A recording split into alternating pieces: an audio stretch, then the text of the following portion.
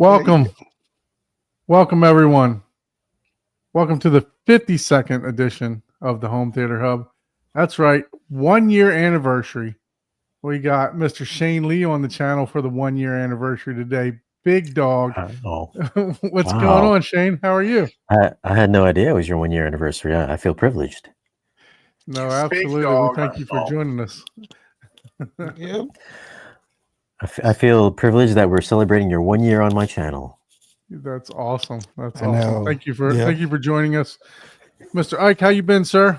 What you got going on this past week? I'm doing good. Just all work, very little play. Like I was telling you behind the scene, I tried to watch something in the home theater last night, and I woke up 1 a.m. with projector and everything, just watching me instead. But it's been fun, and 1 year of talking with you every week, man, it's crazy. That's We had 52. This is our 52nd episode, but I think we did skip one, maybe one for Thanksgiving last Yep. year or something like that. But speaking of Thanksgiving, the wife told me I got to do it on Wednesday. So I don't know if you can arrange that for your wife. If obviously we gotta okay it with both parties, right? So, yeah. The fact that you even had to ask, because you had to be reminded, it has me even worried, man. 'Cause I wasn't going to be doing any type of stream on Thursday.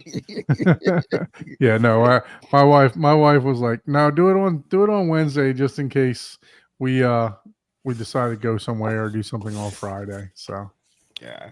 but yeah, how about you, Shane? How's your week Very been, nice. sir? Very good. I was telling you earlier, I was redoing my kitchen and met my mother-in-law today, first time, and celebrating your 1 year anniversary with you guys. So I'm having a very good weekend, and my first time back in the theater in about a week and a half. So Very good, very good. So what you got? Give us a little background for. I mean, those of you that, by the way, congratulations on quietly hitting 100,000 subs there.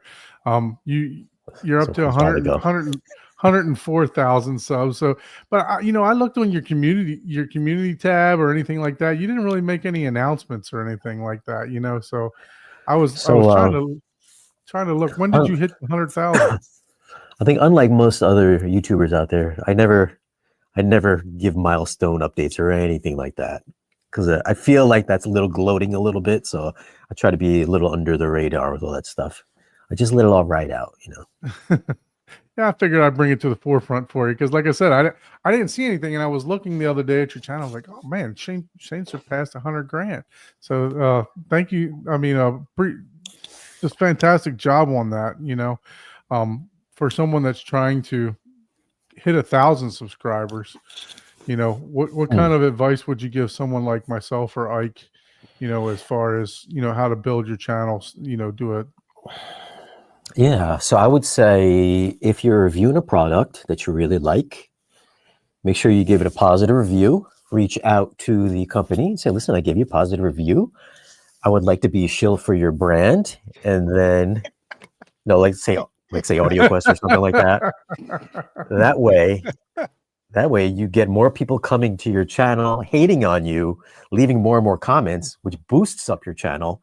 And you get other products that you really like, you can shill for as well. So that is one secret that nobody will ever tell you, but you heard it here first. Okay, that makes a lot of sense. Now I got to redo the last video that I was just working on. I think I may have missed a huge chunk of it. I should probably go back and do some B-roll.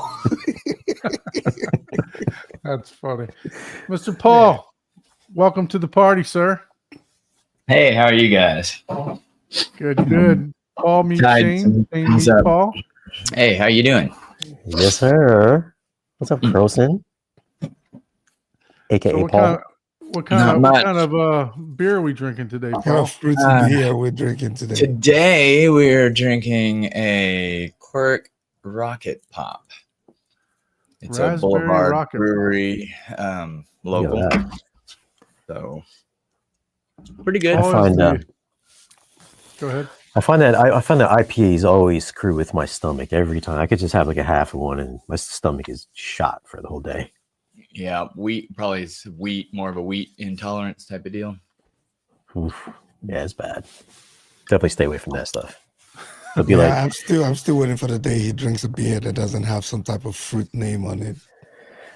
So, I've done that. Well, yeah. like the See, chocolate. you don't even porters remember. and- Yeah, Yeah, if once it's not the a snow starts falling, you'll see more chocolatey stouts and peanut butter porters and all kinds of fun stuff.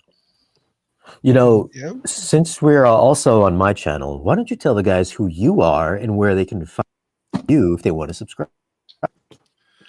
So I'm Don, Horizon Home Theater. I've had a channel for a while here, probably about 4 years. I rarely post to it, but every week we do a live stream between Ike and my channel. My channel is Horizon Home Theater. So, every Thursday night, 9:30, we're here. Unless, of course, the wife tells us that we have to do it on Wednesday, just like I was talking about for Thanksgiving. So, but yeah, we talk about gear. We mainly try to focus on home theater tours. As long as we got something scheduled, right?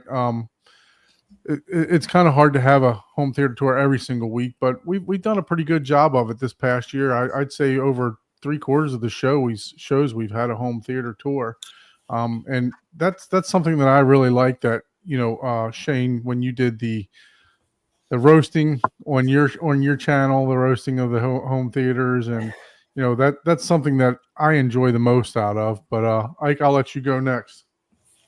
Well, you already told him my name, so I guess there's no need to do that. But yes, my name is Ike, Easy HT Tech. That's the YouTube channel name. And just like Don talked about, right, we like to have great time, have fun. We do the weekly Home Theater Hub live stream every Thursdays, and we try to get, everyone to come out and show us their home theater, regardless of what type of home theater, open living room spaces, dedicated home theaters. I'm still waiting for a 2-channel, type of setup that wants to come, but it could be $1 million, it could be $10,000. Feel free to, reach out to us and come on the show. I'm sure there's a lot of people that want to see, your home theater and just have fun. So that's really what we do. So thanks for the opportunity, Shane. Yeah, absolutely. And this is Paul Croson. He's our third co-host. I'm just here for the camaraderie and talking shit. That's No. what I do. No, you're the resident geek, right? Just in case we get questions about speakers and measurements. No, we'll let you speak for yourself, Paul. And then we got Dr. J. We got C-Big. No, so Shane, so what we do is we kind of host like a Zoom call, right? We let anybody that wants to join come on. They can pop in, pop out.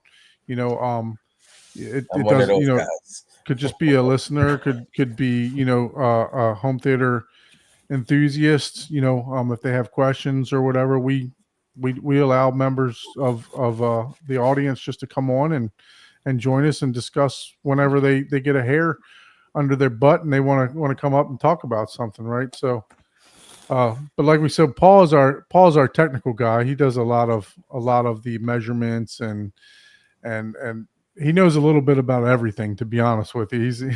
He's a jack of all trades, to be honest with you. So yeah, don't let master of none. Keep that in mind. Yeah. My actual day job is an actual engineer, so that's. And I used to do car audio competitions back when IASCA and USAC were a bigger thing in the area here. But other than that, I have no claim to, knowledge or fame, but my snake oil ears are very attuned and acute to most things. So, but and Chuck, he's a good friend of ours. He's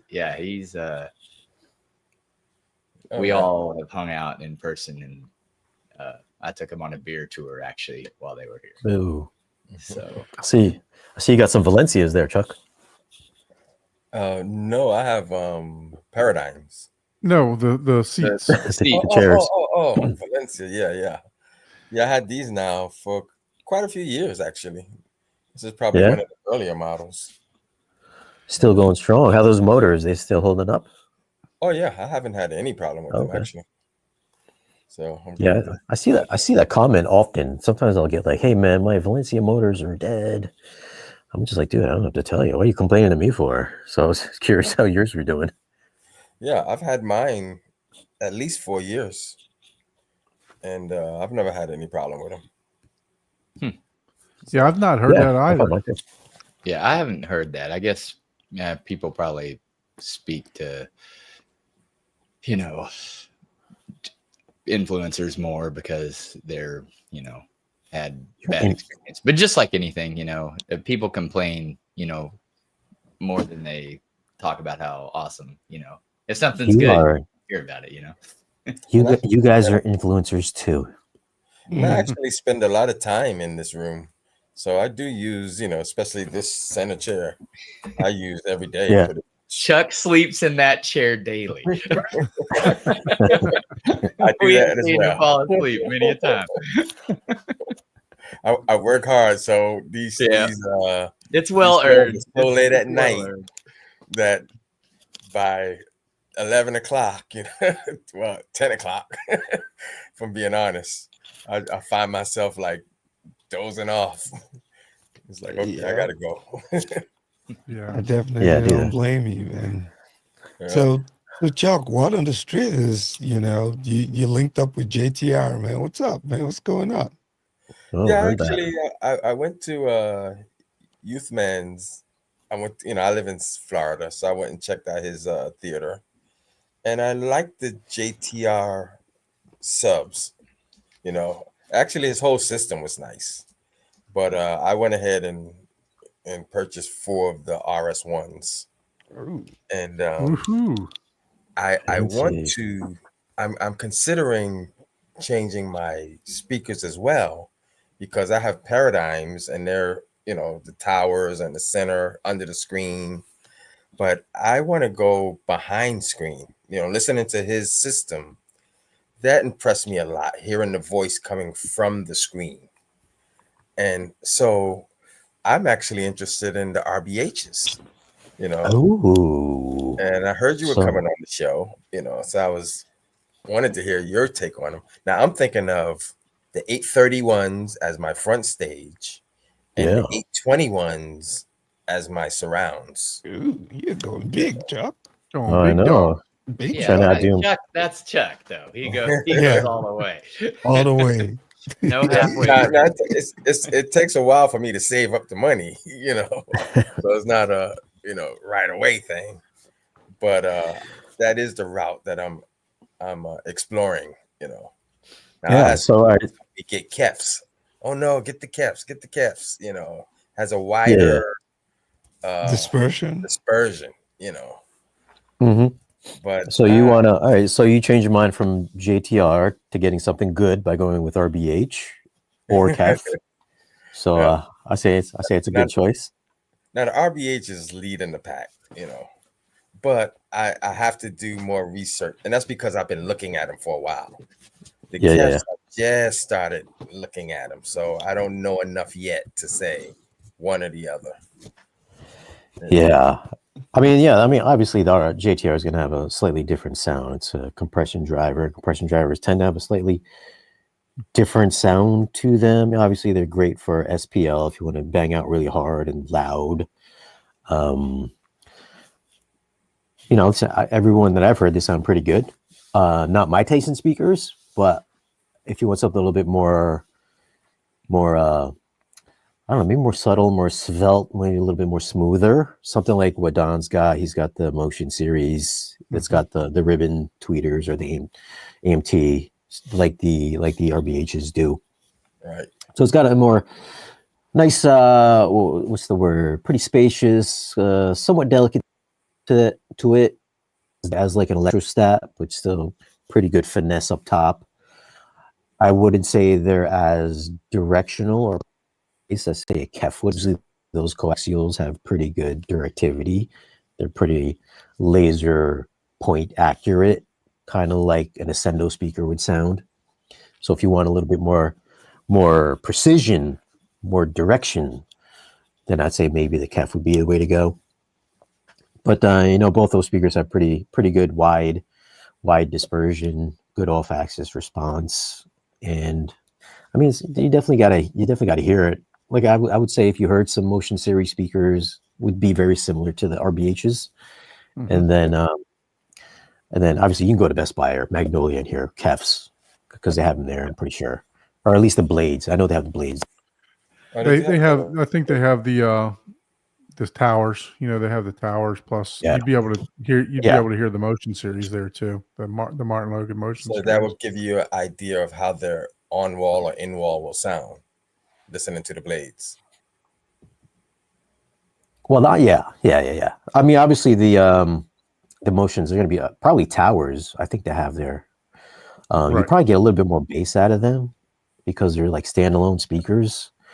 Right. The on-wall stuff. Well, you're thinking about getting the big 8-inchers, so those will definitely have more bass than what I have. I only have the 6.5s, so those are kind of limited to about 70 hertz or so. Whereas I think the 8s are like 50 hertz, so you'll get a little bit more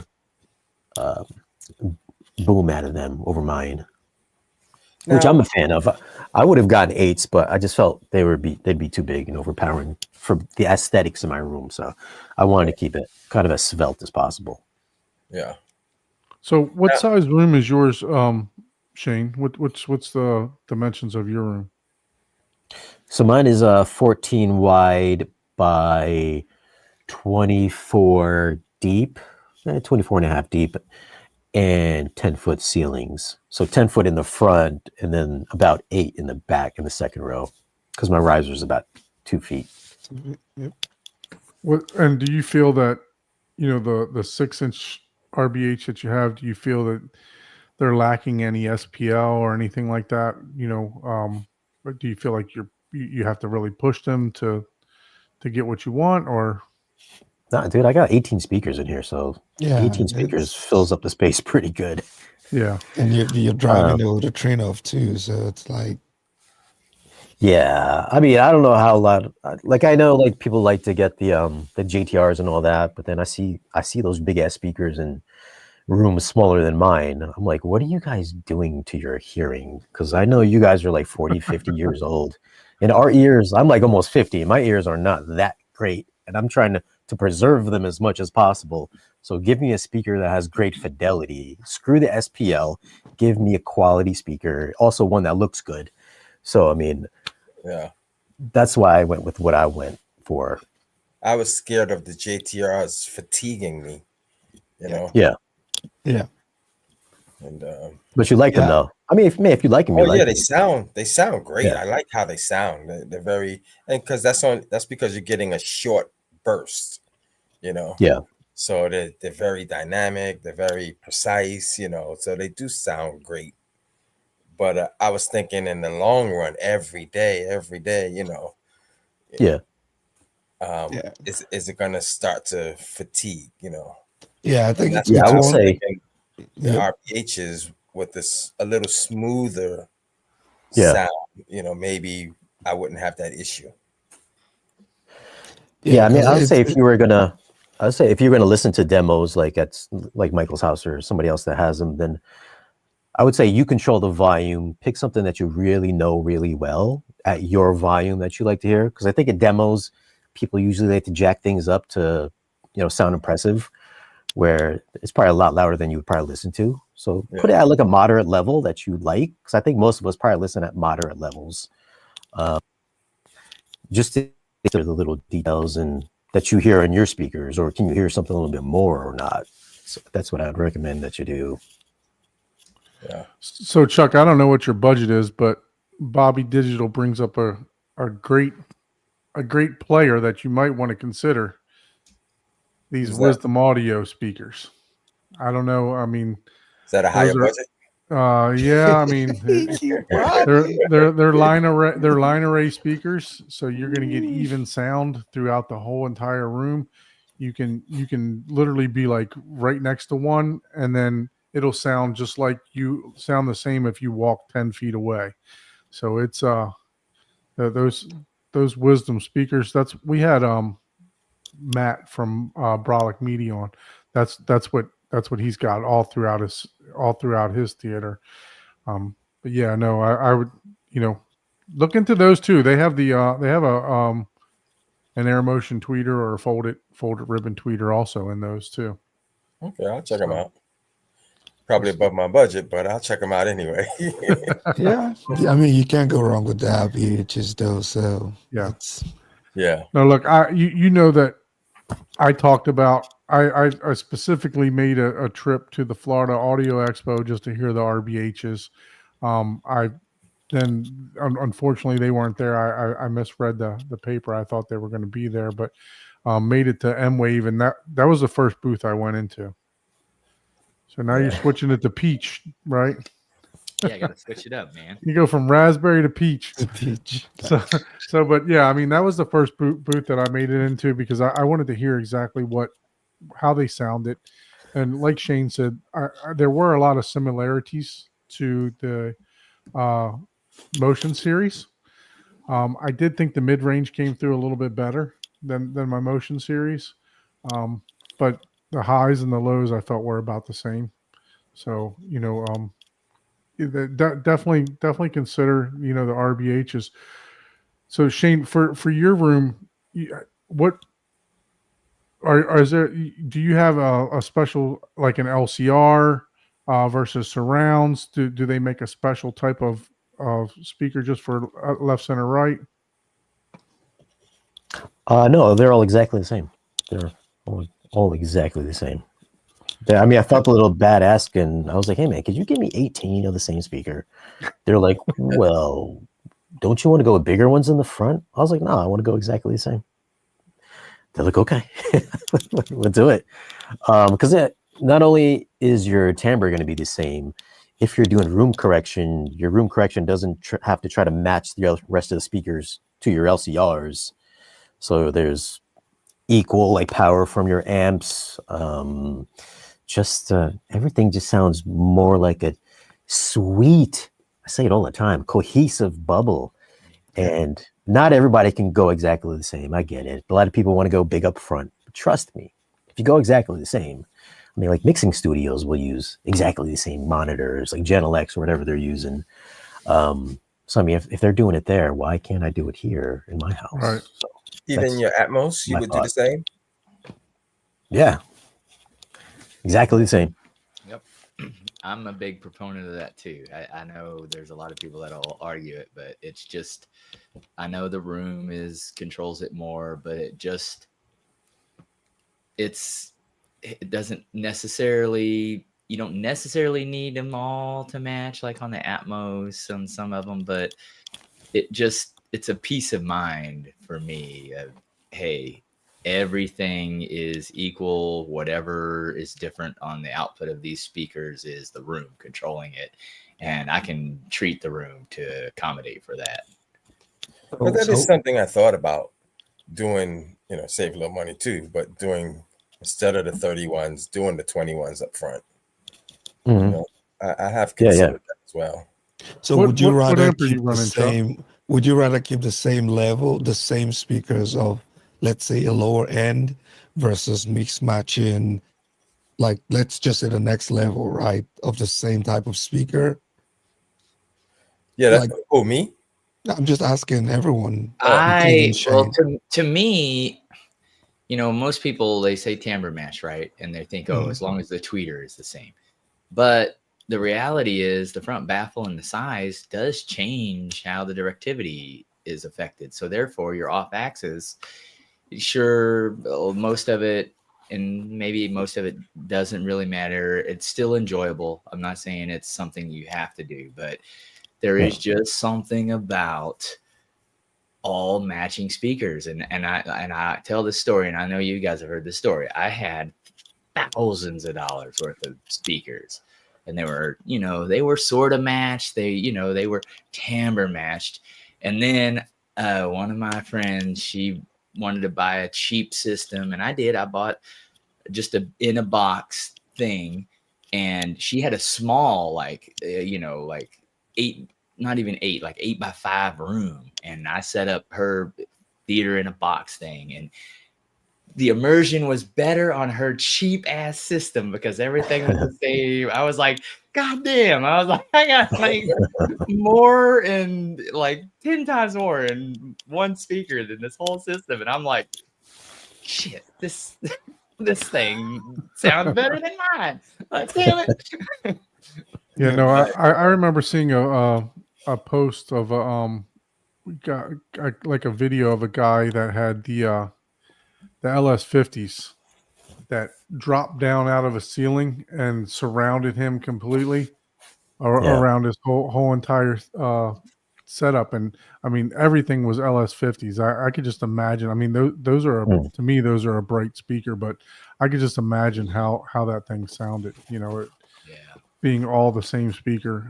When I put mine together, I tried to do the same. Instead of going with the 6-inch in ceilings, I went with the 8-inch Martin Logans that have the same exact 2.5-inch motion tweeter and the 8-inch driver, just like my towers do. So, I try to match everything as best that I could to make sure that it's timbre matched. Have you seen any what do you call it? I don't know what you call it. Any line graphs of the RBHs, like the measurements? The measurements. Yeah. I mean, they'll send them to you. Just email them. They'll send it to you. And how do they look? Are they a very linear speaker? Yeah, it's pretty linear. I think I have them for mine. I don't know if I put them in the video in my review or not. I think I did. I think there's a slight roll off on the top end. At least on mine, I believe there was. But it's not like ruler flat like the Perlissons are, but they are pretty linear for the most part. I personally, I do like a slightly brighter speaker, so I wish these were a little bit brighter for me personally, but it sounds really smooth though, so I will say that. So he's looking for more like either an on-wall or an in-wall. Shane, you also had the Ascendos there.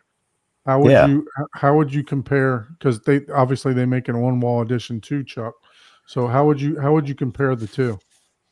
So with these Sendos, you definitely need a subwoofer with them.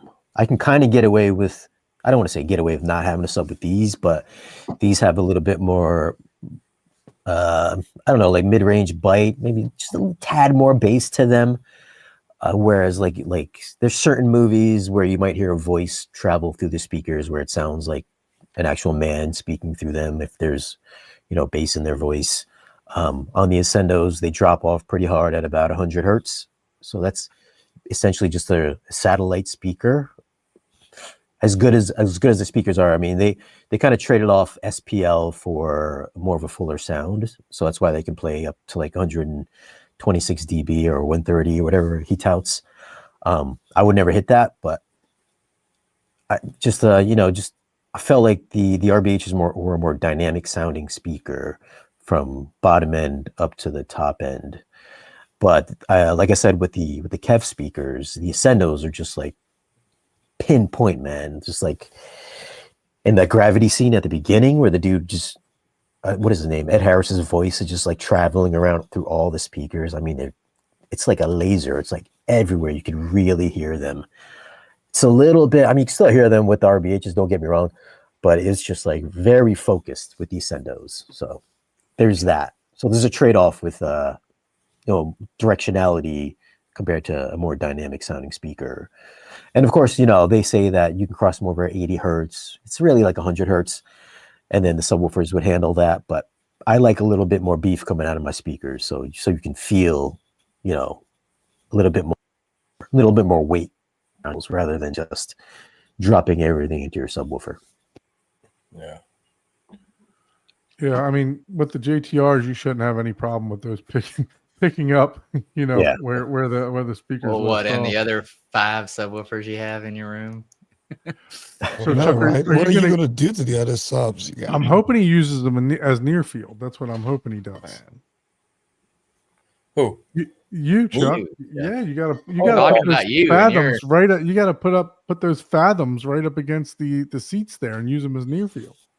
Nah, I think I'm gonna sell them. I gotta pay for the other ones. I'm selling everything.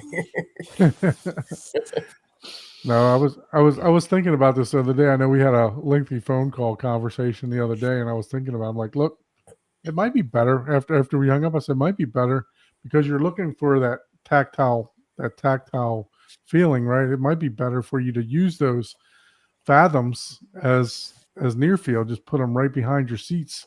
I think you definitely get a nice rumble out of the seats at that point. Yeah, you're probably right. But would I get the same thing if I got some Crosons or something like that? Won't be Yeah. the same, obviously, but it'd take up less room. Yeah, Yeah. but you got to set it up and all that stuff, right? Yeah, that's what I mean. But that's, I mean, I have it's probably going to be easy for you. That's kind of what you do every day, right? You got to Who me? install that stuff under the chair. See, Just yeah, carpentry I work. could do that installing. My biggest issue would be I'm not technical when it comes to hooking all of this up. So I got the AV10, which has 4 sub outs. I have 4 subs. Makes it easy. When you start getting into 7 subs, and I don't know if you're daisy chaining them or whatever you're trying to do. Mini DSP. You got to do like Shane and just buy an Altitude 32. I mean, yeah.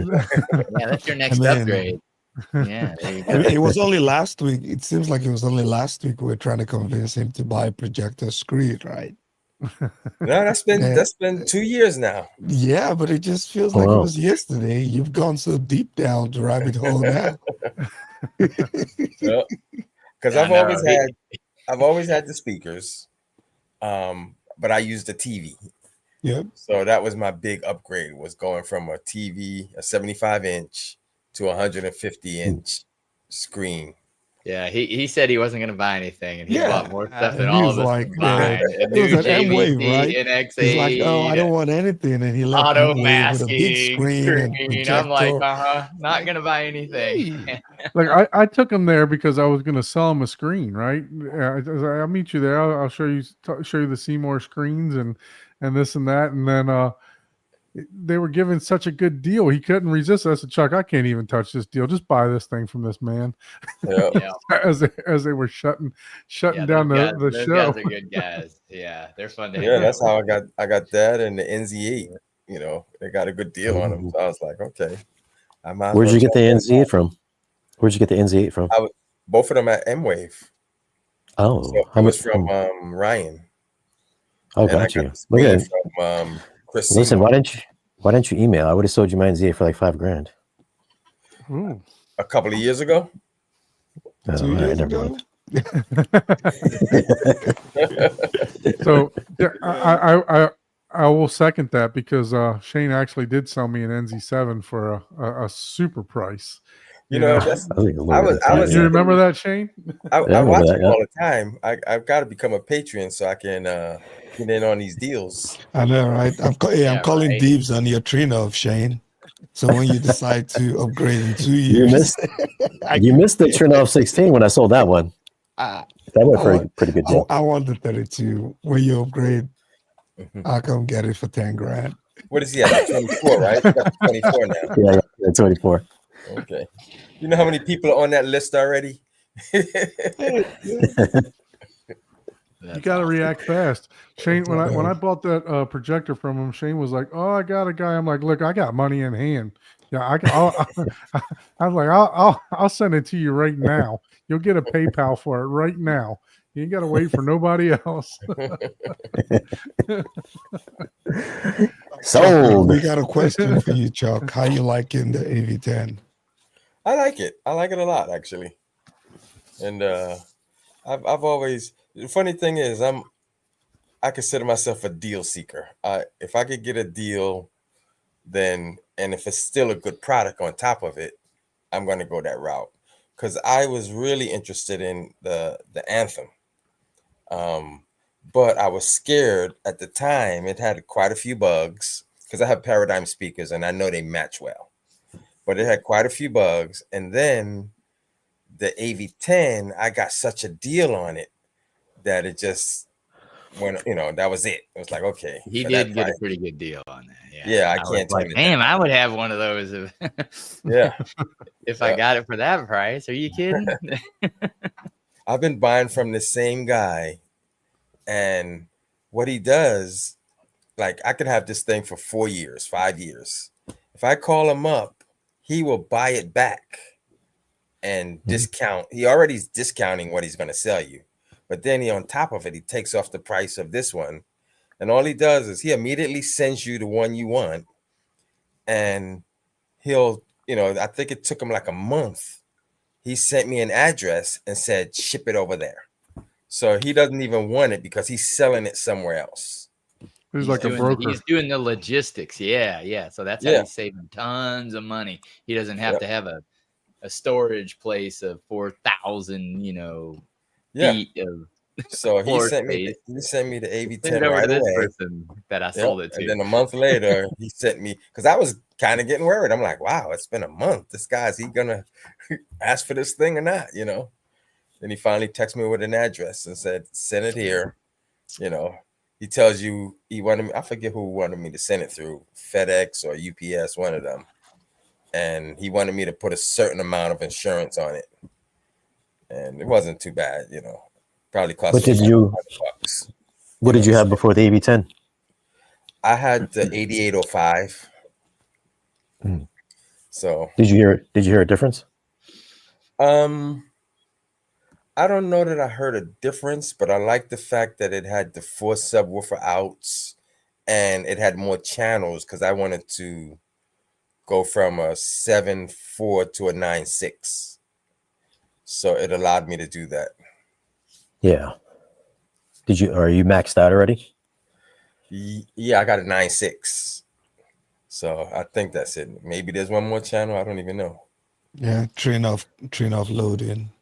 I can feel it in the air. So Shane, you've talked before on your channel about the six heights. Since you got the Trent off and it shows you the tracker. Can you explain a little bit about that? About because I know you were saying before that it doesn't utilize all 6 channels all the time. Yeah. So basically, if it doesn't use all 6 channels, it'll just use the top middles, which means if you have 4 channels, obviously it would use all 4 channels, but that means that the height channels are actually only in stereo. So there's actually only 2 channels functioning.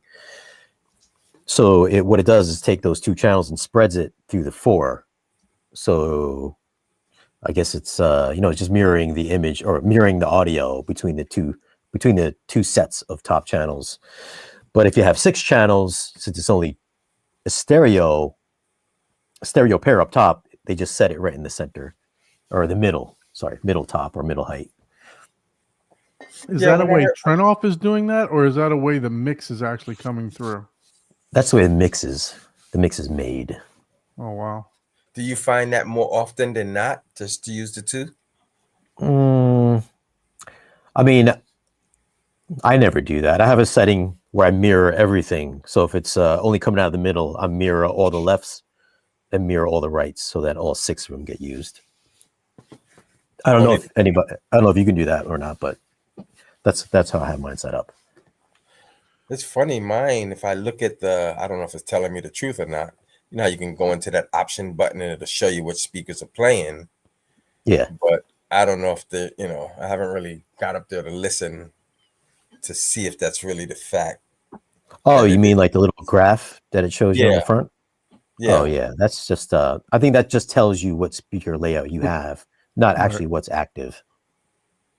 No, it'll say, let's say it's a 5-channel. It'll say 5-channel, but then it'll show you another graph showing you all the speakers. Because sometimes it'll show me the wides are not on.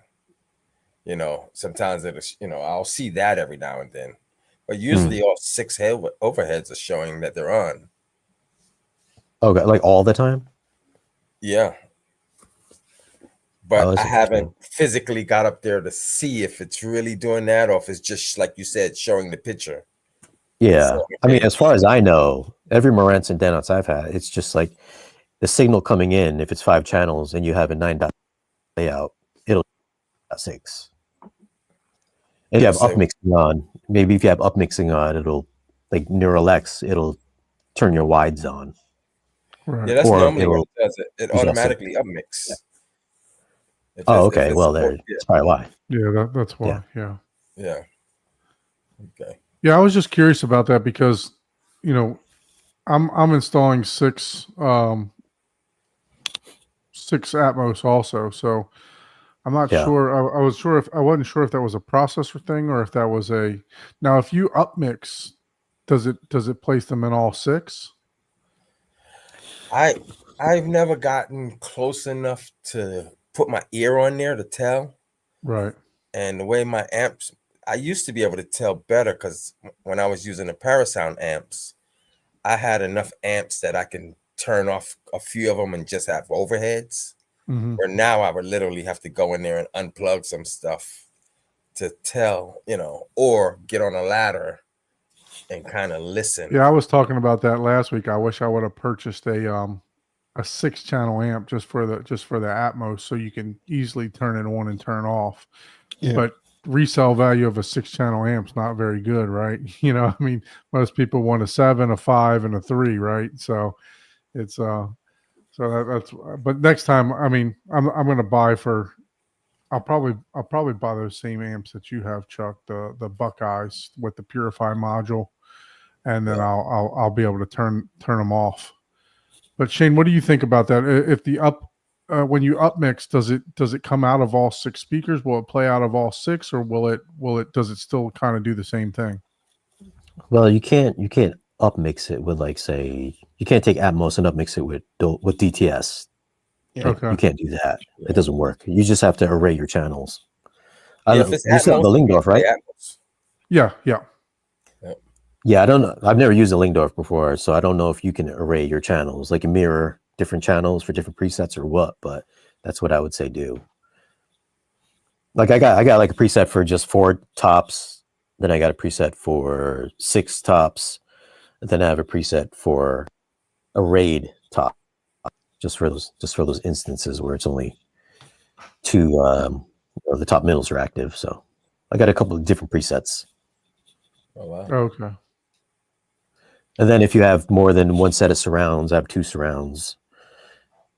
And sometimes only the front surrounds will be active, but then the second row surrounds won't be.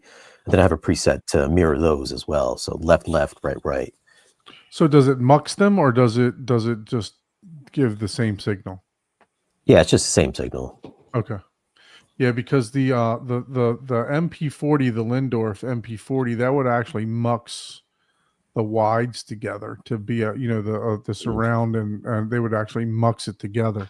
So I was just curious if how the Trinoff handled that. Well, you would just turn on upmixing with like Neural X. Can use the wides. So for 5-channel sources or 7-channel sources, I would just turn on DTS X, and that'll upmix it.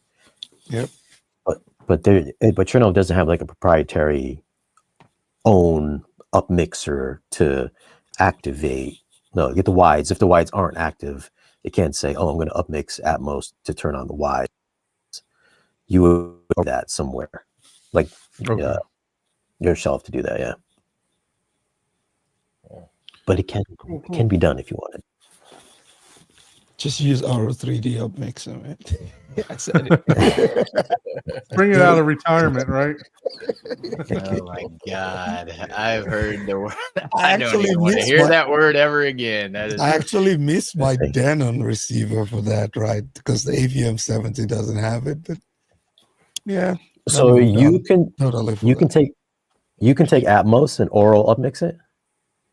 I don't think you can do it for Atmos. No, you gotta dumb it down. You got to go back to 5.1. You got to go back Right. to 5 to the bed layers and then do the upmix. Yeah. Yeah. Now I'll Some go people back like and it. forth and upmix music in Oro. I'll go 2 Yeah, a lot of channels people like and I'll upmix music sometimes. You get Yeah. a fuller sound. So Shane, tell us about this new phenomenon projector that you reviewed.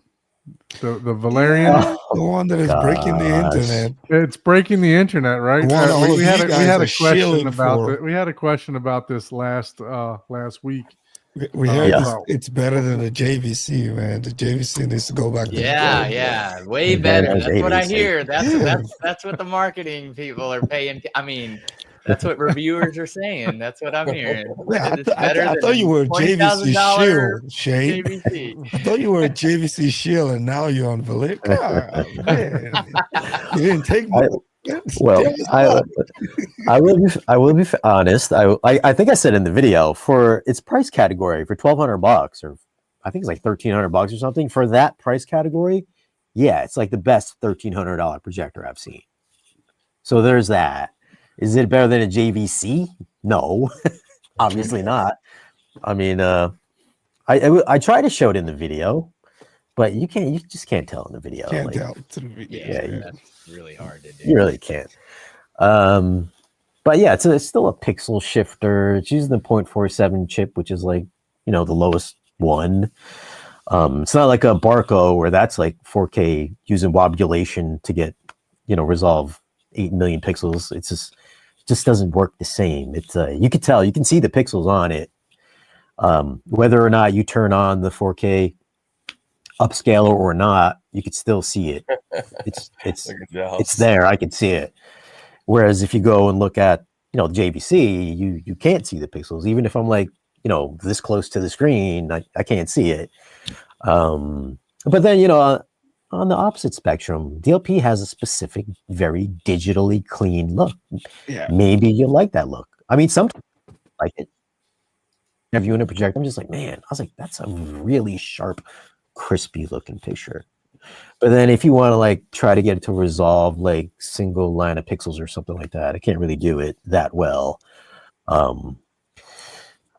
Stuff like that. Just the clarity. The JVC has more filmic look. The DLPs have their own, digitally clean, upscaled look to it. No, it's not like a Barco where it upscales it, where it still looks like it could be film. This very clearly looks like a $1,200 projector, and they all look the same. I mean, the Valerian has maybe the best black levels I've seen out of a DLP projector that I've had. I will give it that. It's got that enhanced black level or something like that. It doesn't get like the best shadow detail. Like it drops down the black levels where it's kind of, I won't say like JVC levels of black, but better than most DLP projectors, even like $5,000 DLP projectors. I would say the Valerian did look a little bit better than that as well. But resolution across the board, whether it's BenQ, Optoma, Valerian, the 4K just looks like they all look the same. Essentially, it's like you've seen one, you kind of seen them all, and they all use the Google TV, which it's okay the first time you break it out of the box, it's pretty snappy, but after a while, you start loading up some apps on it. Google TV always gets fucking boggy, Bloated, real laggy. I mean, I've had multiple Sony TVs. They all really snappy. You first do the review because everybody does it. The first like zipping through it. Now my TV, if I'm trying to use the app, it'll just reboot by itself because it's so laggy. So that's why I always advocate for like an Apple TV or Roku or something like that, because your built-in OS always sucks. For the best consistent experience, Apple TV has always been my go-to. Yeah, that's the remote that the girlfriend uses. That sits on that's it. I don't have any multi-controlling remote. The Apple TV does everything. It turns on the projector, the sound system, everything, the volume, and control all the apps through that one little bitty Apple TV remote. Yeah. I hate it. That's what I would use in my living room. Except when you have to find it when it's in between the couch or something. Oh, dude, there's if you're in the iPhone family, which I didn't realize this, you can actually use your iPhone to find your remote. I had to do that once. I was, where the hell is this damn thing? Or The only time I don't like it is when my 3-year-old grabs it and I try to like take it from her because it's so touch sensitive. And before you know it, she's turned on the projector, turned on every freaking Turn on your after hours channel, and you're like, oh, no, you don't What's connect any happening? of that in the theater. But yeah, it's so touch sensitive. I think that's the only downside for the Apple remote for me, at least with kids. I think hated for the adults first it's easier, generation but of once the you have Apple kids, remote. it's crazy, man. I hated the one that didn't have like the round circle, and you just kind of scrolled across the oh my god, yes, that was the everyone. worst I hated remote that. ever made. Yeah, that was. Yeah, everyone hated that. I There just was- got these comments. I missed all these comments, huh? I was just turned that on. Yep. There's a Abby, lot of I Paradigm haven't fans out there. tested any of them, but I mean, Valerian seems to be riding the hype. You know, the AWOL has been out there for some time now, so it's gonna. Yeah. And they've been made by the same company, like you said. So I'm not sure how Yeah. different. You know, I think the strength of the Valerian is in that price point, right? It's really good for what you get at that price point. So You- we'll never know. probably- Isn't it supposed to be like $4,000 though? When it's Oh, fully it's Pro version. Oh. I think there's a The pro Pro Yeah, version. that's Yeah. the pro. no, the pro version. They have different versions of Yeah. it. So But anything below So- that, doesn't it have just a regular like tripod mount little dongle adapter thing on? I believe they're all the same, except the top two models have an optical zoom. The other ones don't have an optical zoom, and that's a pretty big deal. I don't think I mentioned. I probably should have mentioned in the video. But for $1,300, you're not getting an optical zoom. You have to, like, for my screen, I have to put it like right here at this seat here. So this is Oh, about 10 wow. feet. Yeah, that's a big deal. Yeah. Yeah. So it looks So like they that's- have the Pro and then they have the Max. Man. I mean, if you want to, I mean, that's like 10 feet away to get about 100 inches. That sucks basically, unless you, you know, that's a big compromise right there for a lot of folks. That's kind of a deal breaker. If I was in that situation, I couldn't buy it because of that. Yep, except if you go for the Max, I guess. Hopefully Yeah. that has a larger throw. Okay, Giles is saying the Max has the variable iris. Yeah. You better, because I think it's the most expensive one they have. And if you look at the unit, it looks like a gigantic heat sink, like a aluminum heat sink. Yep. So it looks like it's super expensive. It's essentially painted plastic. So I mean, Oh, there's wow. that. Ew. So it's it looks more expensive than, you know, you feel it. It looks more expensive than it is. It's 13. So maybe what do you expect? What can I say? Yeah. Yeah. For Yeah, that's like $1,300, I my would Spidey sense be doesn't fair. like it. There's been so $1,300. many people reviewing this thing. They've sent out so many. It's like, that's weird. Like usually products speak for themselves. This one seems like, And it it's looks on- like God, It looks like they Kickstarter reached is their goal. It looks good. like they reached their goal They did? yesterday or today. Oh wow. Yeah, because I saw All where right. I think they reached 6 million even- or something. That and was then, just in the last few days. Well, last week or so. 'cause I 6 think they million were- sold. oh Yeah, no, the Kickstarter. target goal No. was The it? Was target it goal 2 was million like or- 10 million, $10 million. Yeah, they reached either 6 million and then they started promising 3D glasses, like a pair of Oh, 3D yeah. glasses for the next level of goals. So The 3D glasses are going to be the paper red and blue lens. I don't know. Anyone now, on here? now that- we're not gonna I get know any Chuck's for old review enough. because you just made us laugh now. Now we can't get review copies because we laughed. I'm trying It's to a find bad joke. trying to find the different I remember those Different glasses models, at the theaters. You remember? Yeah, like it was Yeah, the one red, one blue. yeah. The drive-in, doing those at the drive-in. That was awesome. I remember taking one home thinking it was gonna work on my TV, like I had a 3D movie or something, my VCR. I was like, Yeah. these might work at home. Yeah, that's awesome. That's awesome. Yeah. So Giles is saying this right. I'm trying to find the different models so that we can see what the models look like. So it's a lifestyle product and it's punching way over his weight, and it's only V1. Okay, well, Yeah, for 1,300. Like I said, it's probably one of the best ones for that $1,300 price range that I've had. So Yeah, that'd be a good there's RV. that. That'd be a good RV projector, you know? That type of Yeah. Yeah. Yeah.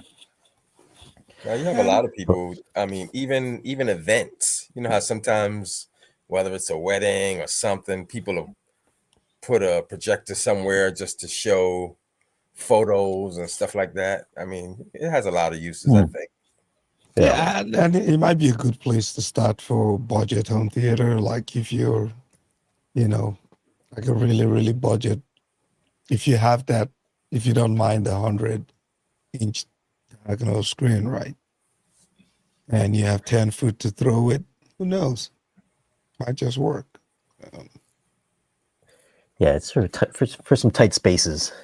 Yeah. You got shots fired on their website. Look, they specifically put the shape Sony. the shape of the Sony and the X Jimmy, right? There was shots fired on the website. Oh yeah, they know what they're doing. Yeah. Ooh, 2000. It is. I'll say what. It is a bright projector. I'll give it that. It's pretty bright for the last thing. That's bright. Yeah, I mean, People- look, I don't know. I'd love to see it. Look, it has HDR10, and the I got- competitor doesn't have it. HDR10. I got one plus. for sale. I got one for sale for a cheap price. Is that on the Patreon still? Let me go see what I can negotiate over. I know, here. right? Hey, so you can get it for review, dog. Go swipe that card. Man. Oh god. Did someone say 3D? Oh, don't get Don started on his 3D. He's the only guy that watches 3D movies. Actually, Shane, Shane, you still watch 3D movies? Yeah. I got my glasses all lined up behind my seat there. Yeah, see, Are I'm like the only one.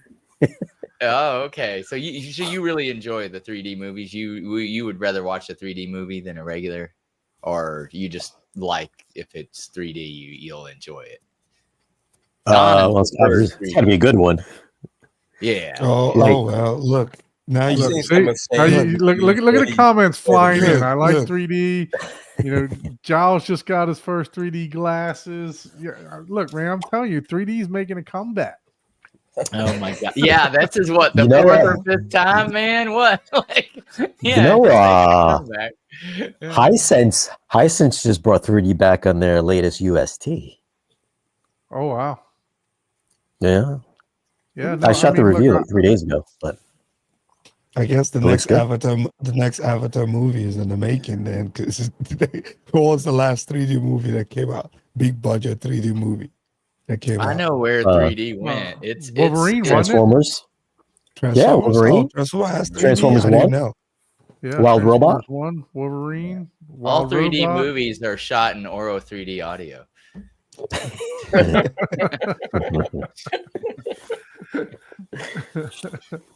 No, look, I enjoy 3D movies. Some of them are obviously much better than others, right? Yeah.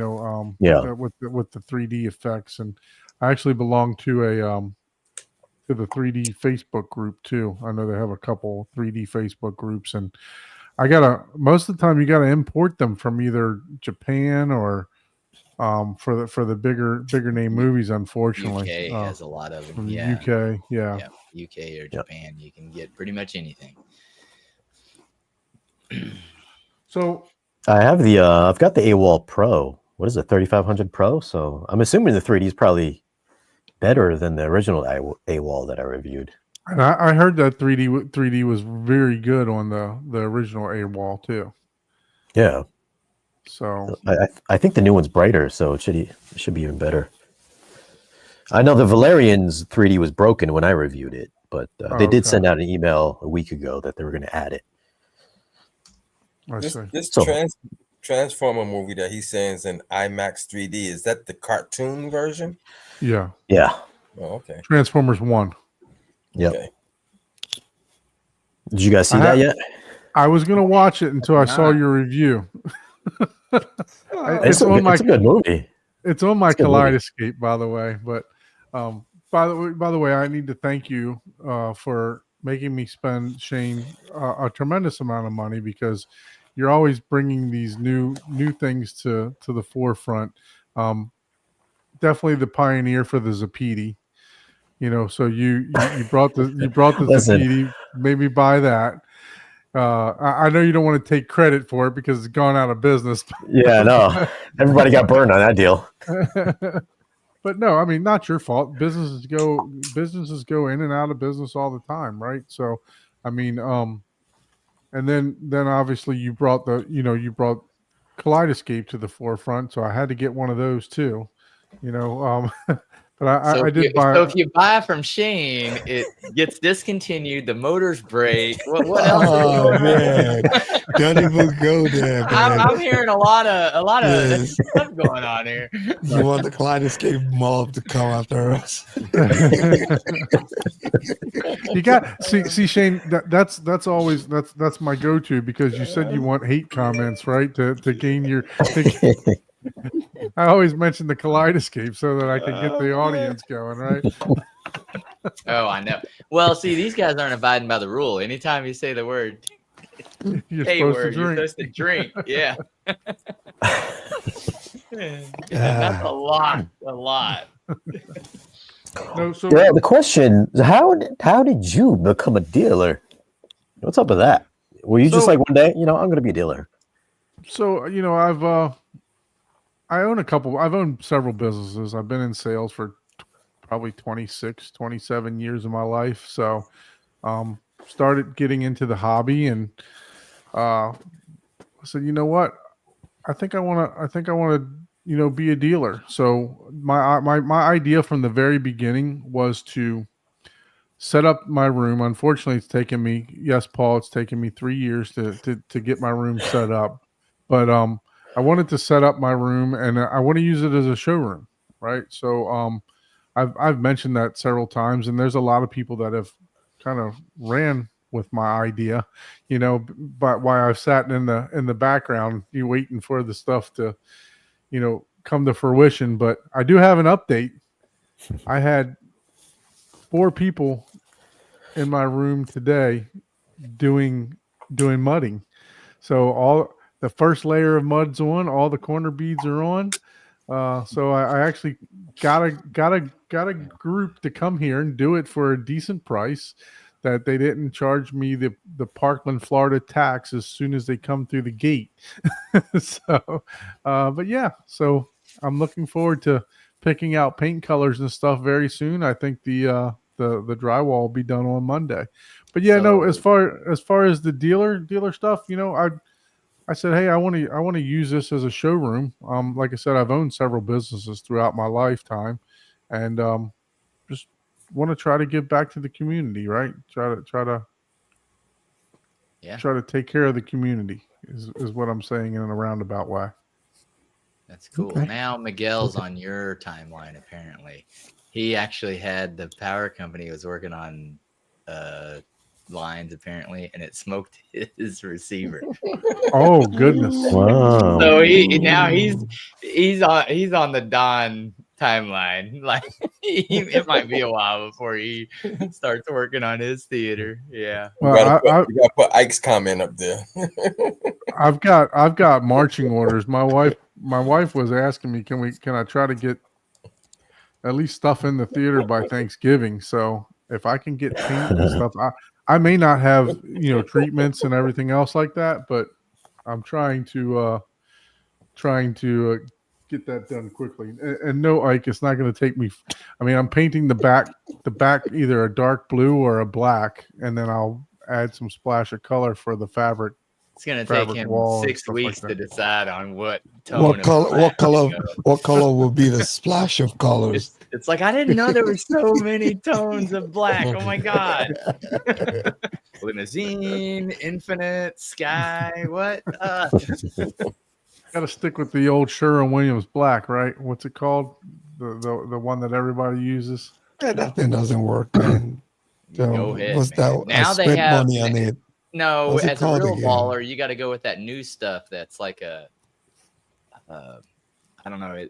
It's some paint that's darker than dark. Like Oh yeah, it's expensive. It's at yeah. it's Vanta Black. yeah, the black, that's it. yep. That's it. Yeah, Yeah. that's That one thing of is the not tech cheap, channels man. that I watch. Yeah. I heard it like peels off. If you touch it, it'll like come off the wall. Yes, it Yeah. will. It's almost like a chalk. Almost. Yeah. Yes, Oh, that's boy. how it works. And Is it going to be as dark as like a velvet or something? yes, darker. darker than velvet. Darker Like, than that. They Yeah. actually, Oh, wow. one of the channels, the science channels or whatever that Action Lab, I think, they painted the car with that, and people were walking up to it like, "What the hell? It's like a black hole, and this is a car," and they were just Wait. like, "What in the world?" Like it looks unreal. Gal says it's 902. 1 liter of that thing is $270. Yeah. 1 liter. 1 Wow. liter. Holy cow. Liter. Yeah. 6 liter is $1,350. Yeah. You know. Yeah, I love my home theater, but I don't. Yeah. Yeah, no. And then I'll I'm throw sure- velvet up on the walls before I do I'm that. sure you're not putting that on with a Walmart roller. You know what I mean? You're not like, I know, hey, right? got $1,000 for a Don't pint drip of any. paint. No, I know you're not using a sprayer. You know you lose Yeah. about 30% of your paint when you use a sprayer. Oh God. I used the sprayer in one wall in my room, and I was just like, it was like one of those Wagner ones. It was like $100. Yeah. And I mean, it was just like the off spray is just so much, and I was just That's like, what I covered. mean. I was all dusty when I came out of there. It's really cool for the prep work, but it's so nice to spray because everything's perfectly even. Oh, It's It's as fast. good as the finish. Whatever Yeah. the finish was, it's immaculate. Versus And it's rolling, fast. you know, But like you said, the prep work, taping prep everything takes off, 10 times longer. cleaning out the I sprayer. I and sprayed the losing whole half of your outside of my paint. house, and and then it's a pain. It's a pain, but and then I rolled my barcade. When I did my barcade, I rolled and hand cut all the stuff. I was like, I'm not spraying in here. That's too much prep work. So Fred says to put curtains around everywhere instead of just Yeah, that's what I did, man. I put tension velvet rod, curtains curtain rods everywhere, man. You So could automate it too. When the movie's over, all the curtains just closes. There goes the movie. What are you gonna do? Fabric mate, Don? Yeah, so I don't know if you saw last week's show, but Benny did a tour on here, and my goal was always to have like a foot reveal on the top and a foot reveal on the bottom, so that'll be the dark colors on the back. I don't want a totally blacked out theater. The first 5 or 6 feet are going to be velvet or the black felt, and across the whole front wall be black. But I do want some color in the room, so I got to try to decide what I'm gonna. Basically, I think I'm just gonna build a big rectangle, and then put LEDs and stuff inside the rectangle, in a pattern, and also my diffusion and my absorption, and then cover it with different colors of the fabric mate. So yeah, that's the plan. But there will be a reveal on the top and on the bottom. I don't want the panels to be floor to ceiling for fabric. So I'm still up in there. I don't know. I mean, there's a couple designs that I like that I've seen. So that part I'm still not 100% sure on. So that, like they say, it may take me a little bit of time to decide on that. On what I want. Apple remote disappear again there, Ike? No.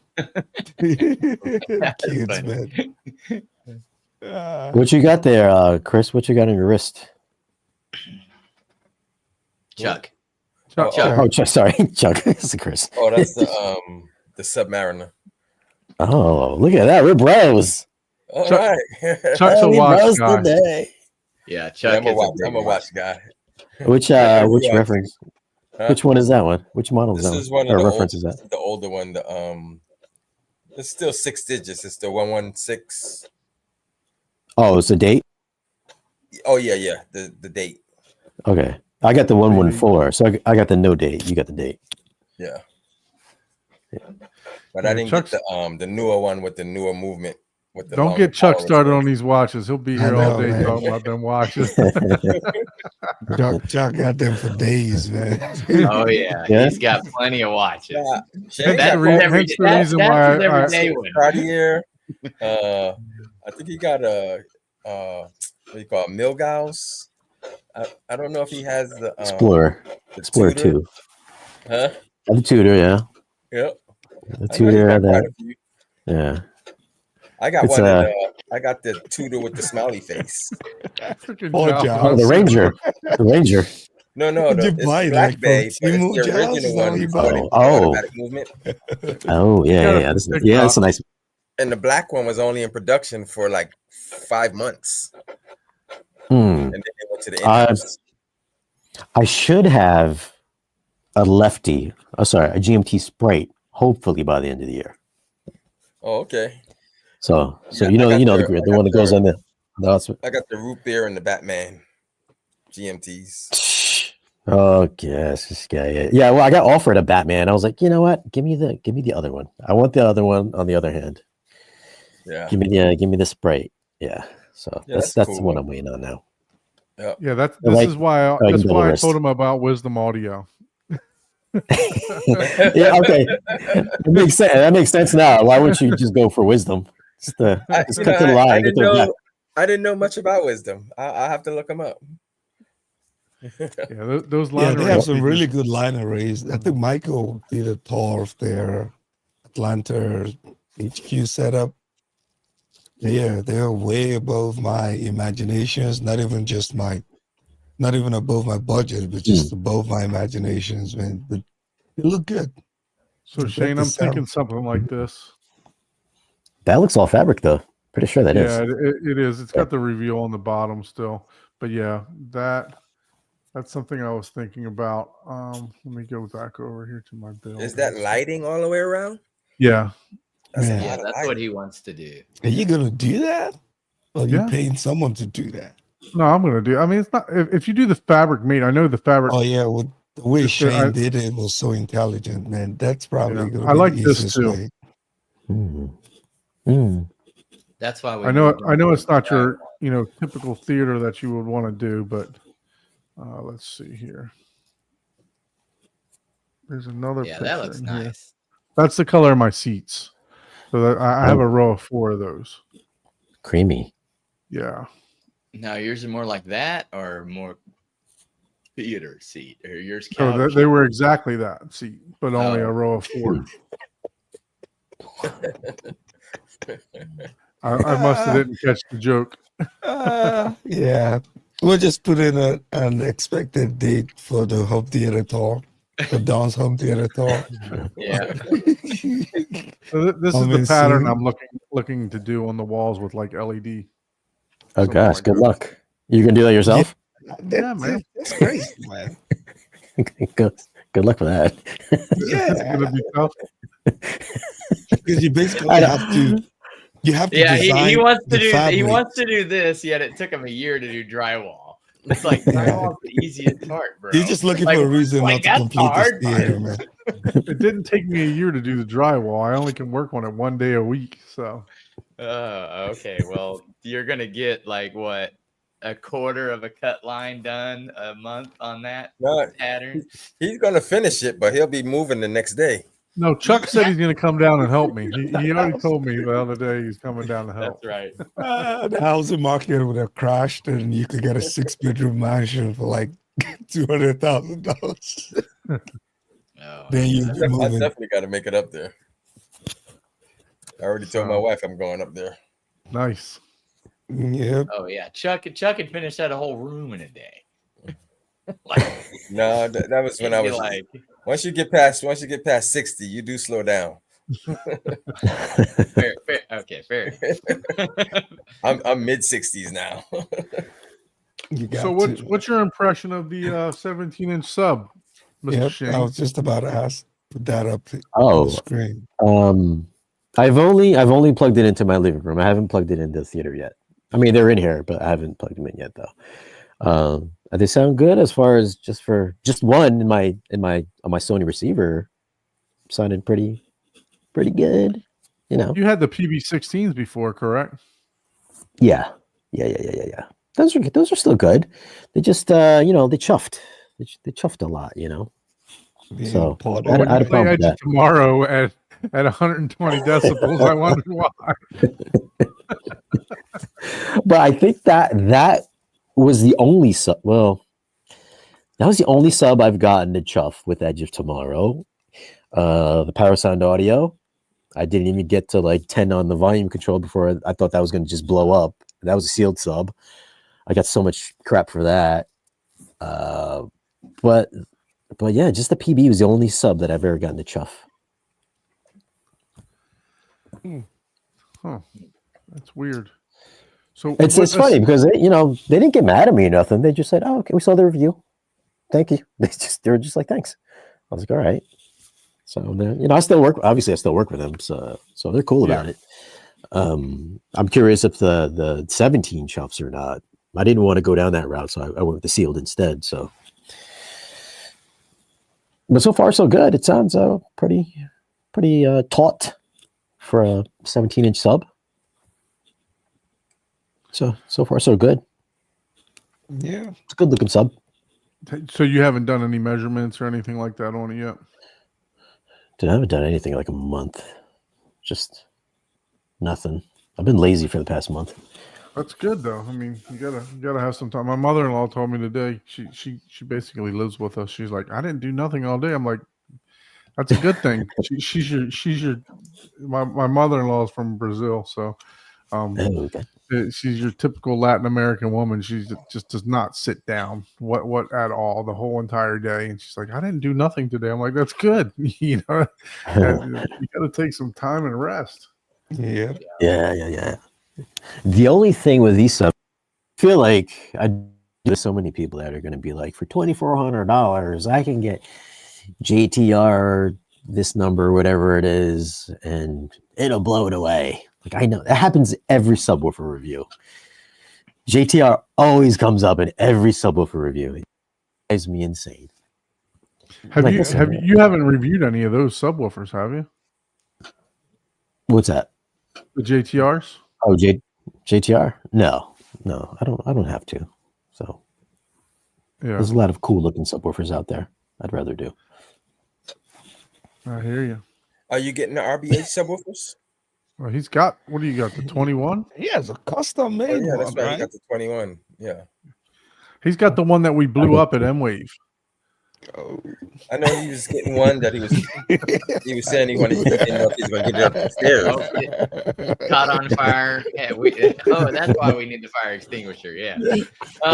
What about Arundel subwoofers?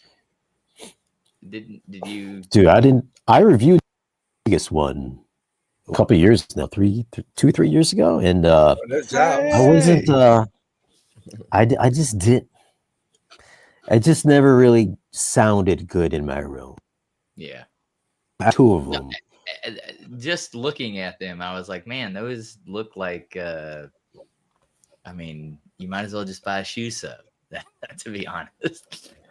Yeah, I mean, at the time, I've not heard them, so I have no clue. I had the KEF KF92, I think it was the model number at the time. At the same time, I had the Arundels, and the sound quality and the extension on the two KEF, the dual 9s, went deeper and lower. Not SPL wise, but it just sounded. It dug deeper than the Arundels. It sounded better than the Arundels. You're talking the tower speakers. What about the actual subwoofer? They have subwoofers too. The Arundels. No, I'm talking about the KEF little square. Oh, the subwoofer. little square. Oh, okay. Versus the Arundels flagship subwoofer. The KEF. Oh, wow. The KEF just kind of blew them away. So wow. Yeah, I Yeah, I was very remember surprised about that. you were giving a lot of praise to that CAF subwoofer. Yeah. Yeah, I have the new ones here now. So I've been using that for the past month or two. Those things, I love those subwoofers, man. For the size, they're Those like have a lot of they're like the active. best. Are those active DSP control on those? Like, or Yeah. Yeah, okay, yeah, that makes sense. Yeah. Yep. What's going on, Giles? Thanks up, for joining, Giles? sir. I just had to come in to celebrate this whole StreamYard thing you got going on. I don't know when you made the swap. I know, right? but I'm telling you, I was like, there's a oh, hey, huge everything shout worked out. the first time I joined. That's amazing. we've been poking the bear on that one. I was like, hey, yeah, much better. Look, we had to do it on the year anniversary of our show. So Is this thank- the there first you night? go. With this is the StreamYard? first Night, night. yeah. Yeah, StreamYard. first time using StreamYard. They knew I was Shane wondering was why coming things on. were That's going why. so well. It was because Shane was here. That's all. Yeah. He said, I'm not coming on unless you guys get StreamYard. And we were like, okay. I know he texted me. He's like, "Did they get StreamYard?" I'm like, "I don't know." No. He's like, "I'm not going on. I'm not doing this." No, I'm just just trying to keep my head above water. Yesterday was New Comic Book Day, and I love comic books, so I'm still trying to sort through that stuff. I have too many hobbies. Too many hobbies. And expensive ones too, huh? Well, there's that. Yeah. Comics are not cheap. No, dude. I got this stuff. I don't have time to read them. I buy more than I can read. Hope my wife's not listening because she always bugs me. She's like, "Don't buy them if you don't read them." Like the pictures are pretty. I'm a simple man. I just want to look. I need my picture books. Yeah, I've never read a Playboy, so it's okay. You can buy a magazine. Right on. I knew you were going Just there. saying, Like, you oh know. man, he just walked into that one. Yeah, No, we're trying out the StreamYard just to see how it works. We're also going to look at this one change using two Emux. So we're gonna check that out too. But That's cool. yeah, it was time. I think time to move on. StreamYard just raised their prices, so it was. Oh my God, they did. They doubled them. They went So- way high, man. They're crazy. Everyone's doing. I don't know it. what I'm going to do about it. I like StreamYard, but I don't know if I like it that much. Yeah. Hmm. You could try It's Ecamm. insane. Which one? Try Ecamm. and Oh then gosh, decide. no. I'll pay 4 times for the StreamYard before no way. Yeah. I don't know. For new toys, I'm still working on the Onkyo RZ30. I think it's pretty cool. I like it. I got it up in the living room right now, and I'm using on just a 2.1 system, and it's really nice up there. I got that Aperion Audio 1000x3 front stage amplifier. I'm playing with that guy, and it's an amplifier that amplifies. Sounds all right. Amplifier. Is that what those do? Oh, Those are the hardest for me to review because I'm like, that sounds pretty good. Get loud. I don't know, because I'm not that guy that sits down and says, let me make the charts and measure the total harmonic distortion at 1% and 0.1. I'm not that dude. So, and then Shane, yeah, I'm working on that PX3 Pro review. I've got to film it still, but I'm curious to see what your thoughts are on there about it. Yeah, I shot it all. I just haven't cut it. I just didn't do my voiceover. I just got to do the voiceover, and it's done. It's just like 95% done. That's cool. So far, I like it. I really like it. Yeah, it's better than the last version. It's like way better than the last version. Oh, then I agree with that. It just I don't know, the way that they market segment place it is, they're like, oh, it's made for Xbox and it's it's perfect for gaming. And the black level's all right. Yeah. They're nice. all the same. All these black levels are the same. Yeah. The Valerian's good though. The Valerian. I don't want to get started on black that one levels.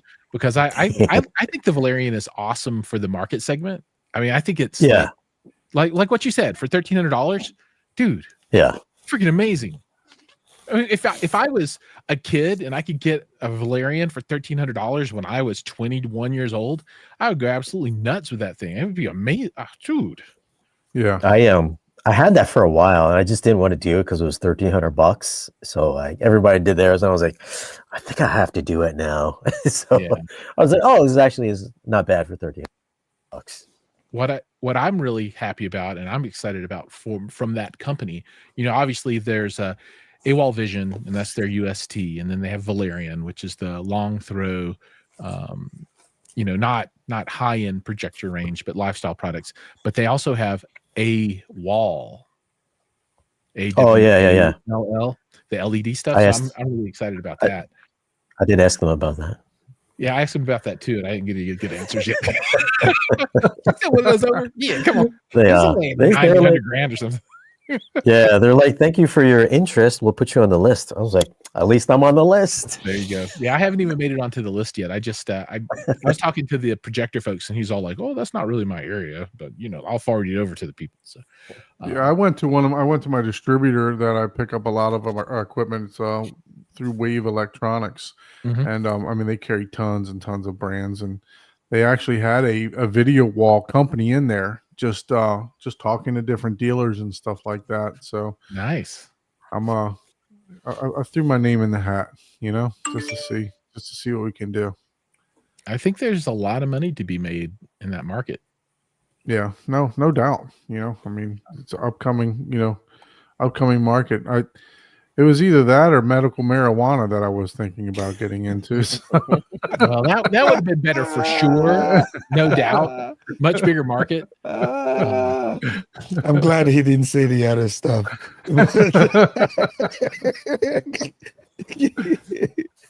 That takes you across the border on the speedboats at the Florida Keys.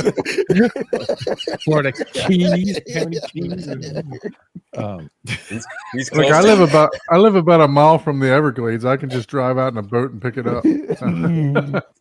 Business plan sounds awesome. No, yeah. So no, seriously, at Wave Electronics, they had someone there just showing a new brand of their video walls. It looked pretty interesting. Do you remember the name by any chance? I do not off the top of my head. I have a brochure out on my counter in my dining room there, but I don't remember the name off the top of my head. It's a fairly new company. I can say that they had probably had like maybe 20 panels set up, so it was maybe like the size of like a 42 or 43-inch TV, so it they didn't had a little guy going. yeah, so it didn't seem to be very hot, which impressed me, because I know a lot of those video walls, they can get pretty hot. So Yeah, you just use it as a tanning bed. So Shane, Giles, any of you guys reviewing the new JVCs? Nah, that's not really my bag. I have the 7 and the 800, so that'll be coming sometime in the near future. which projector are you running now, Shane? I still got the 8. The NZ8? Yeah. Anybody interested in buying an NZ8? I'll give you a good email. Email is down below. Okay, that's my sales pitch for the NZ8. Yeah, I'm probably eventually once I get everything set up, I'll probably wind up looking to go to the what's that, the N9 900. I'll probably look at to that. go to that. So, and of course, I'll have a dealer price on my NZ8 at that time. Right, see, So. now I'm gonna have to. The NZ8 guys probably are has only against each 50 other. Hey, hours on it. Who's No, gonna it sell don't their even have 50 NZ8? hours. It's only The got like NZ8 doesn't even 5 have right 50. now. Cheap. Who's gonna sell their NZ8 cheaper to me? You got to become a Patreon of Shane's to get his though. And Don's NZ8 probably has less than 10 hours on it. It's probably got about 5 right now. Wow. Oh, it actually has an hour on it. Yeah, no. When I first got it, I was doing some comparisons because I actually had Shane's old NX7 in house, and then I bought the NZ8. So I was doing some comparisons between the two. So, Which but Lingdorf do you? MP60. So the big one. Oh, that's the best one, right? Yeah, that's the best one. I know. I was listening to Chana the other day, and he said he's actually got one in for review. That'll be the first one that I've seen for a review. Like a review unit since I bought mine. So Yeah, that was a while What's the ago. guts of Right? that one? yeah.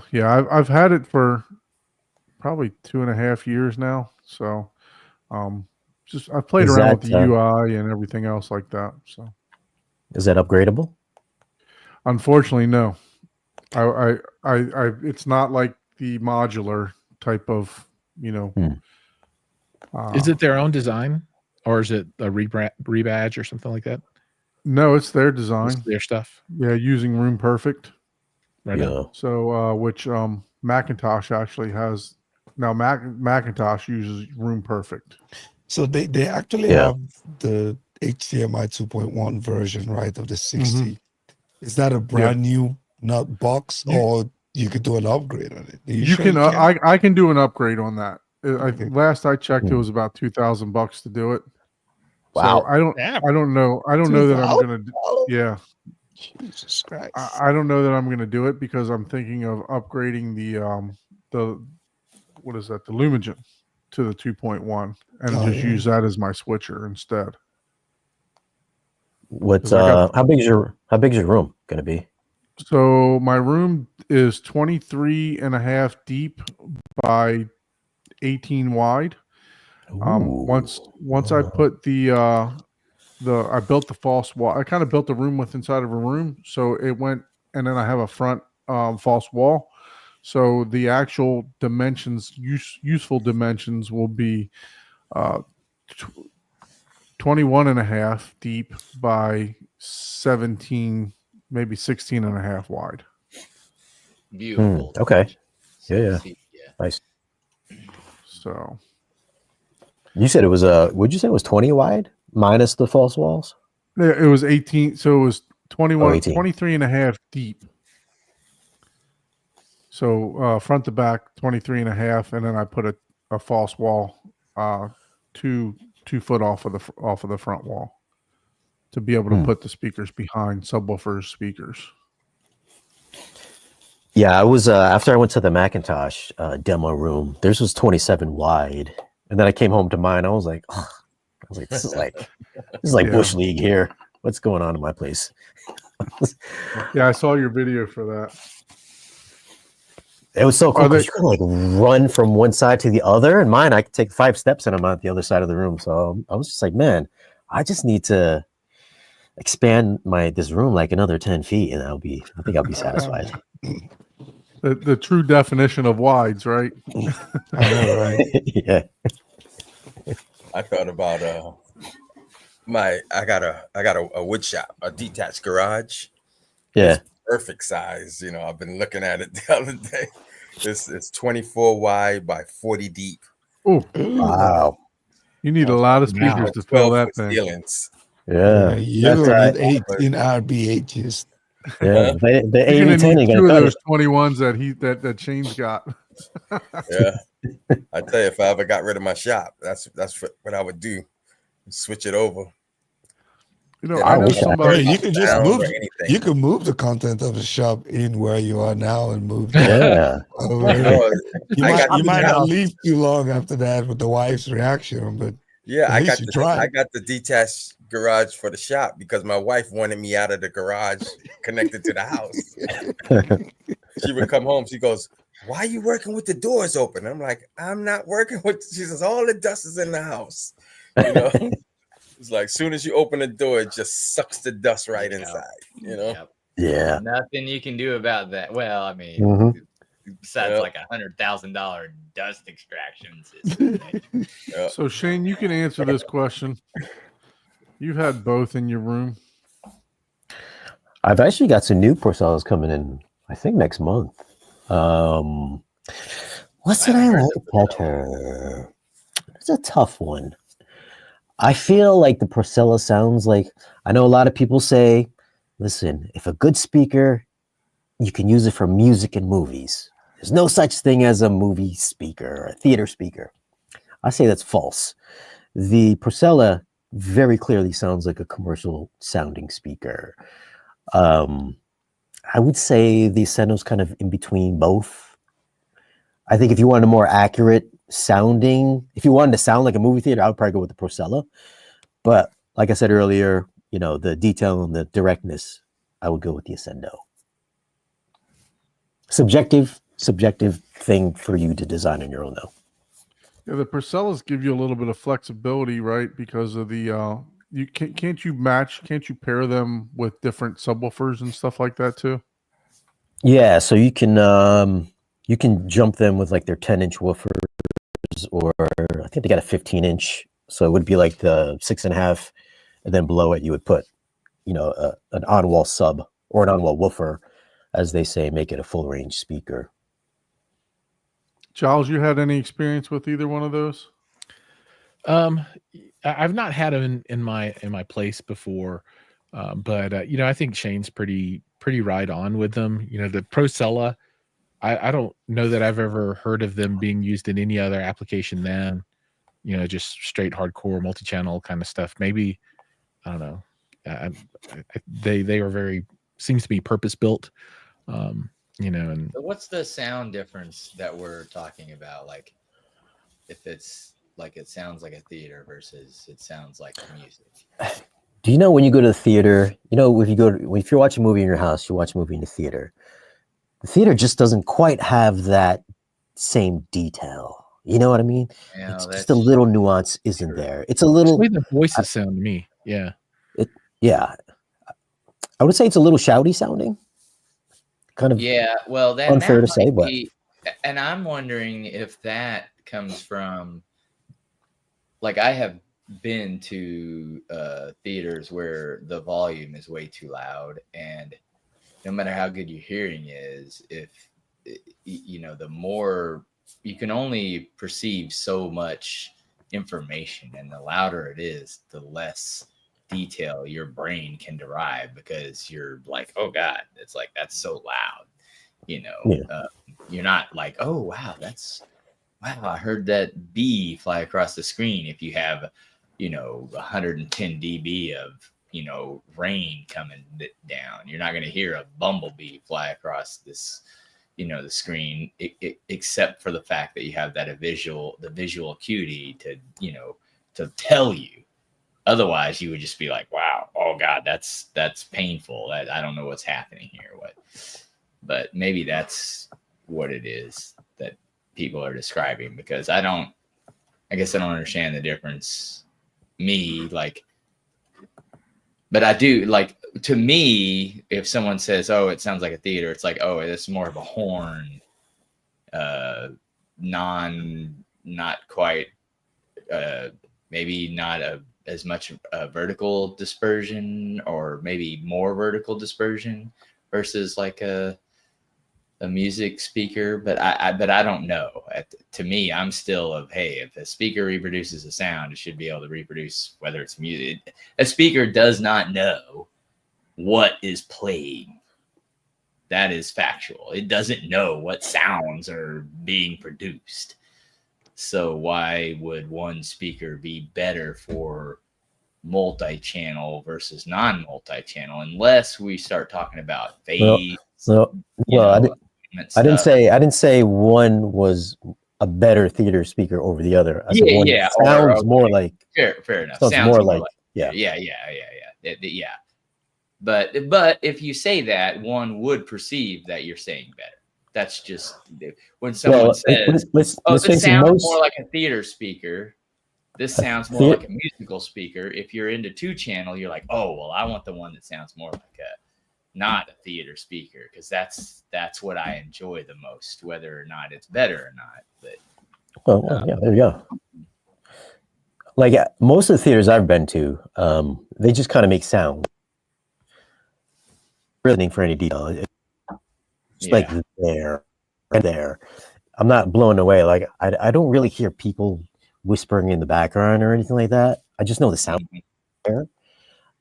There's just not enough detail. I kind of get that sensation with a Procella. That's not a knock on Procella. It just reminds me so much more of me being at the theater. Yeah, fair enough. It's kind of like, being at a concert, right? Being at a live concert, it's like it's loud, you're enjoying it better. But if you're actually listening to the music recorded at home, you're just listening to the music, and you're listening to all the details of the instruments. Where if you're actually at the concert, you're more like, or even if it's an orchestra, right? Like an orchestra, you're not, you're listening to the interaction. You're actually listening to the art of people playing their instrument, whether, no matter what, even third chair violin, you're just like, wow, it's like, damn, it's amazing. Cause you're all experts if you're up there, whether you're first, second, or third chair, it's like, dude, these are the best of the best people playing live instruments, where if you're listening to a recording, they might have done 15 takes to get that one, to get that one a little DSP, that one sound, that one little track. It's still, it obviously enjoyable listening to the music, because it's obviously music, movies, or whatever, reminding you or bringing you into whatever memory or experience that you had, and that's what it's all about, just enjoying all of it. But however, Procella has a version 2, which it does have more detail than the version 1, which sounds does sound a little bit more like a hi-fi speaker would sound. So I will say that.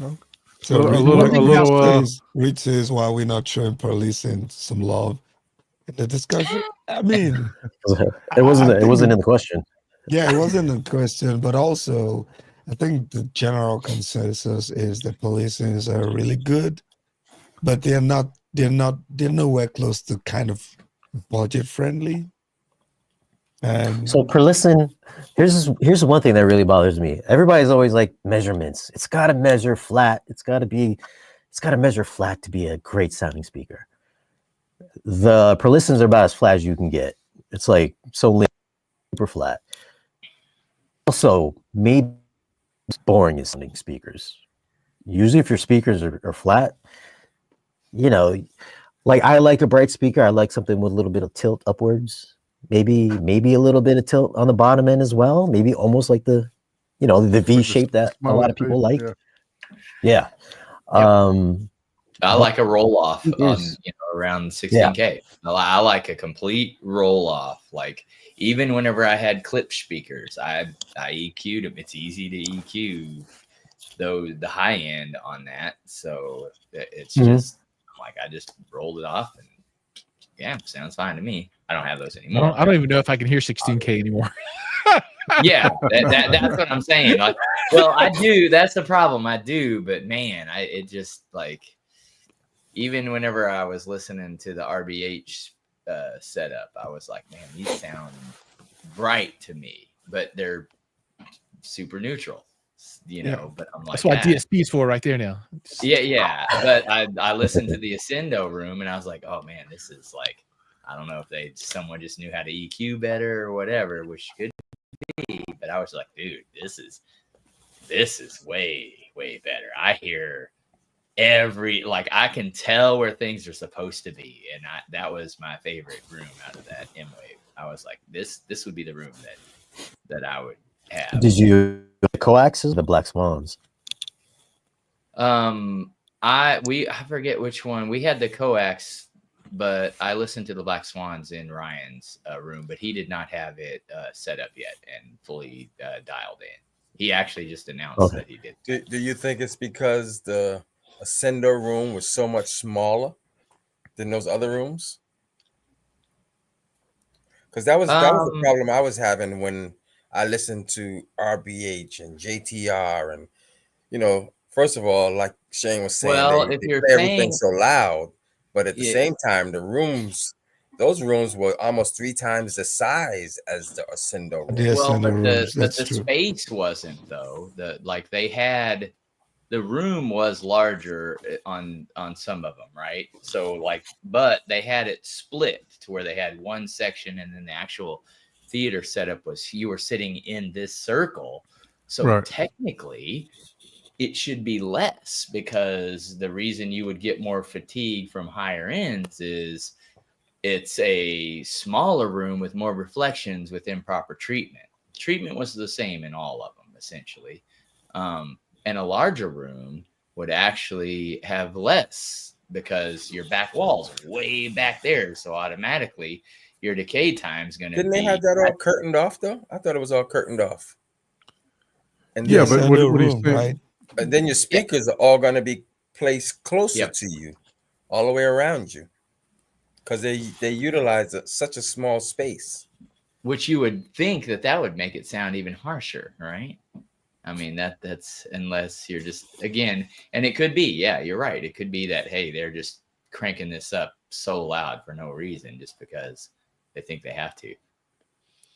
what's going on, Haterade? Thanks for joining. Haterade says the Ascendo See, at he M-Wave didn't is like not that it. impressive. He didn't like it because he likes car audio bass. That's what I think. No, but that was He's but like, that was I the want general- 140 dB.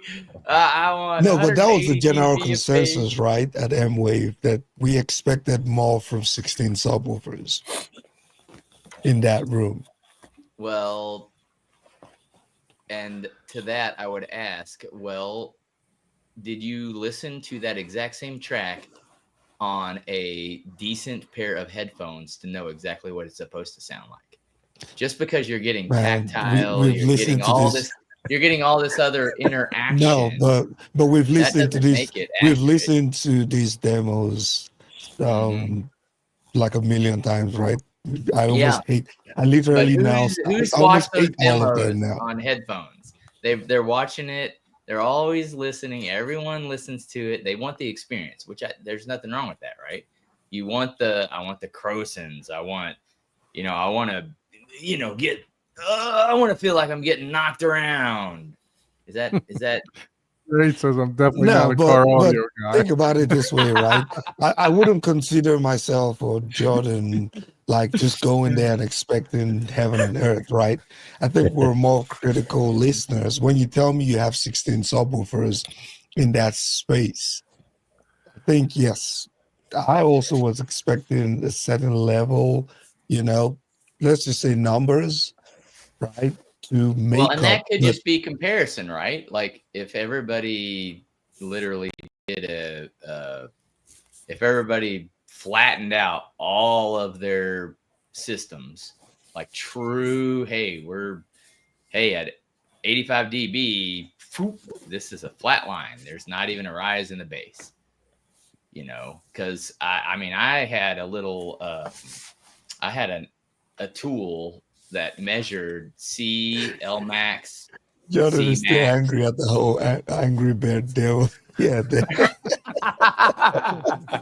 Yeah. I like him. He's a cool dude, man. He's one of the coolest dudes.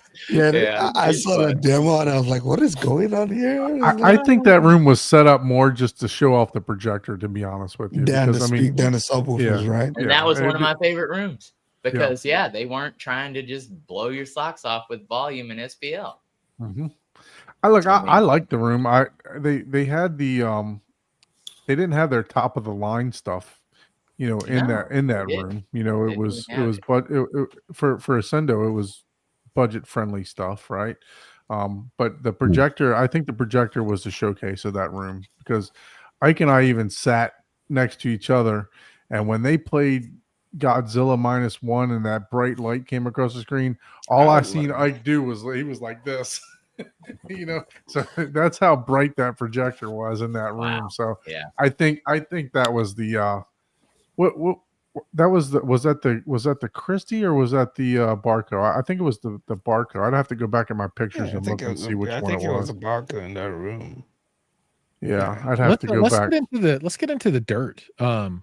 So is M-Wave canceled now? Is it dead? What I mean, So I don't. I heard there was all kinds of issues, but I don't think it's dead. I think all in all, after everything, I think M-Wave, and I even think the name, and I could be wrong. You have to ask Ryan if he's going to even keep that.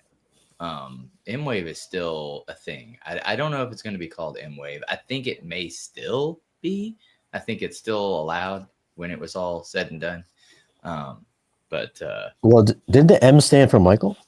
Michael Wave? No, No, Mid just Atlantic, Midwest. Mid Atlantic. Mid-Atlantic. it was Midwest. Shane knows that. Shane is Midwest. It's Michael's Wave. Yeah, Yeah, Midwest AV experience. Yes. I think what they want to do is go back to what the first year was like. You know, the first year was small. They did a lot of demo type stuff as far as comparing one speaker to another, comparing one projector to another, true as comparison, opposed to just having these huge theaters set up where it was everybody showing how much they can do. You know, they want to simplify it a little more, like it was the first. Because if you're just comparing how much you can do, JTR will always steal the show. That is that's amphitheater, friggin'. You know, it's like, well, yeah, of course, can do like probably 140 dB without even trying in here. But who's listening to that? I mean, yeah, no, it's crazy. Not we all that's a need bad it. thing. You know, hey, Scott Newbie. Well, yeah, that's what I'm saying. Dude, whenever I was in car audio, I left because the year after I won amateur, pro level hit 180 dB in the car. I was like, oh shit, like, dude, I'm not that into this. That's insane. 180 dB. Have you ever watched Steve Mead's channel?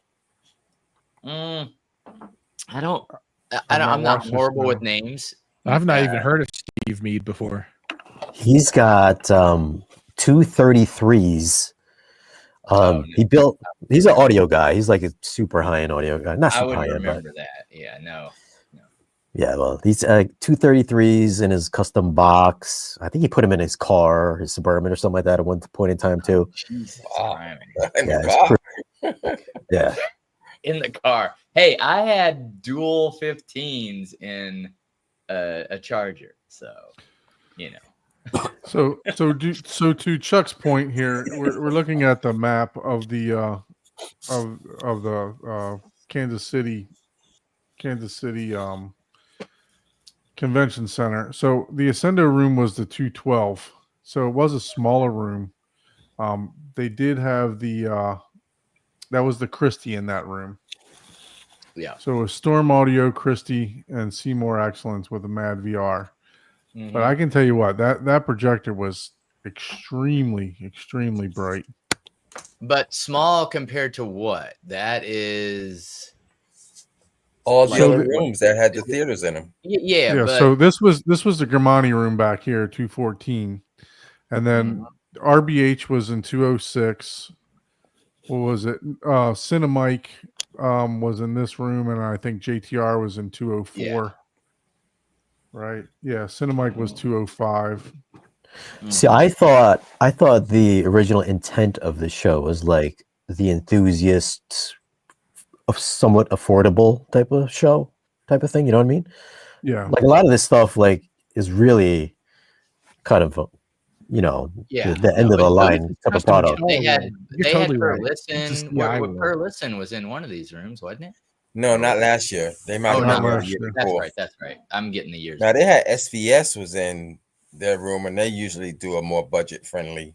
Mm-hmm. Yeah, 208 had SVS.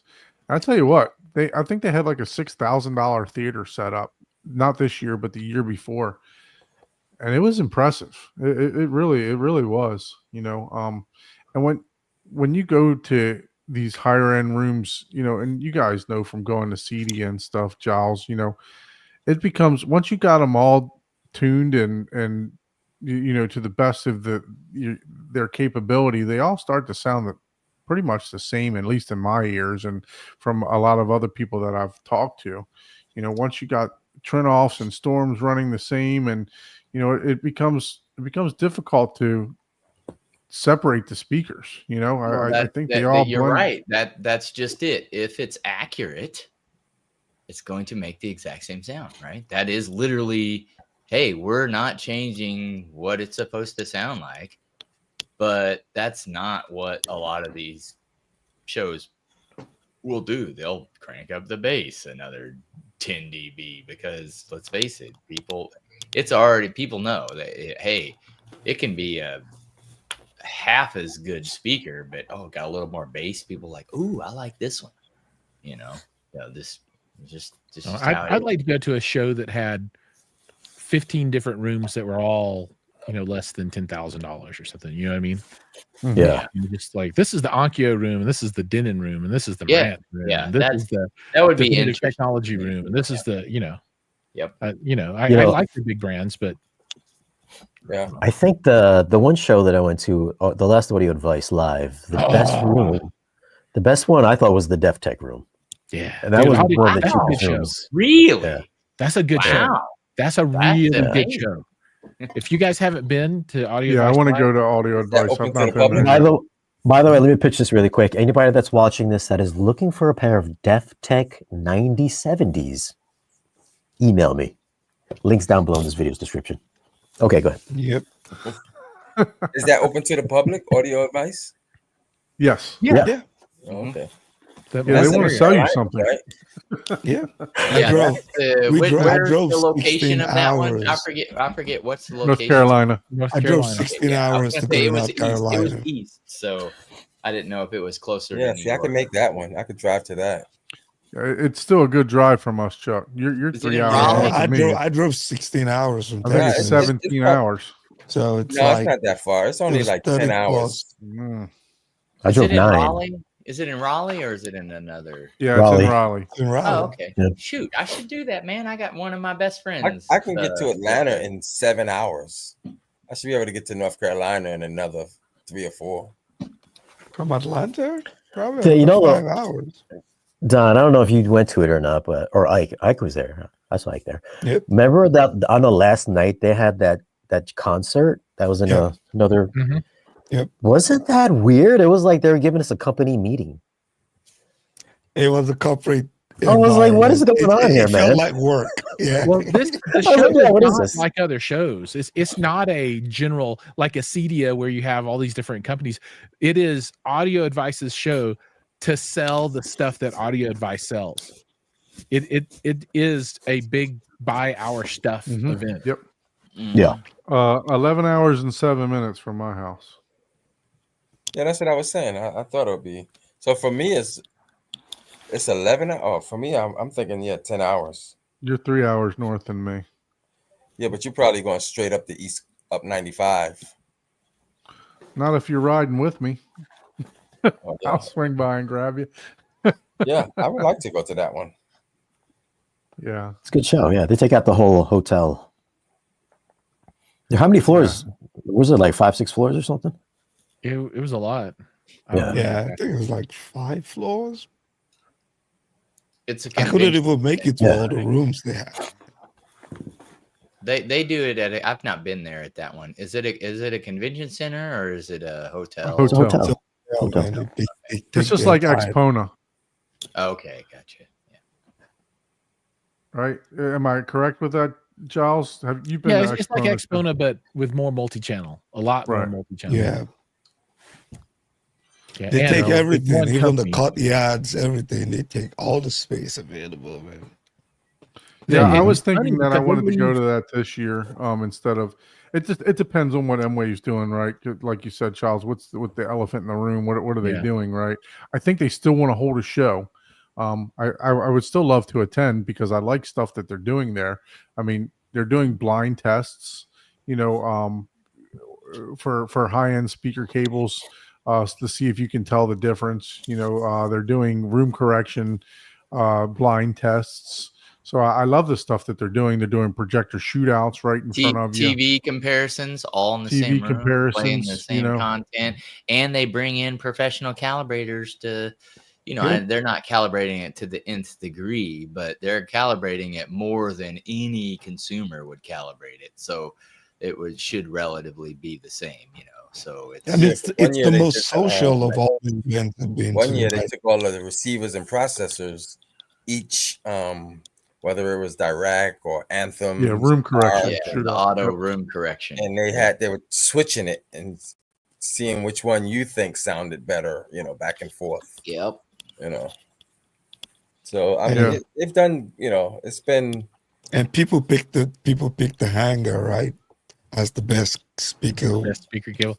Yeah, cable the judge over. speaker cable. You have to see it with your eyes. Yeah, You have to. Yeah. you have to see it with your bias too. Oh, I spent $3,000 in this. You gotta be the best. I will Shane's an say- Audio Quest guy. Hold on, don't offend Shane. I didn't call any names. I just said I love a good expensive speaker cable. No, I he don't- he hears I the love 'em. difference. He knows. He's heard it. I don't. Hey, I don't hey, think Giles, they, just- they look better.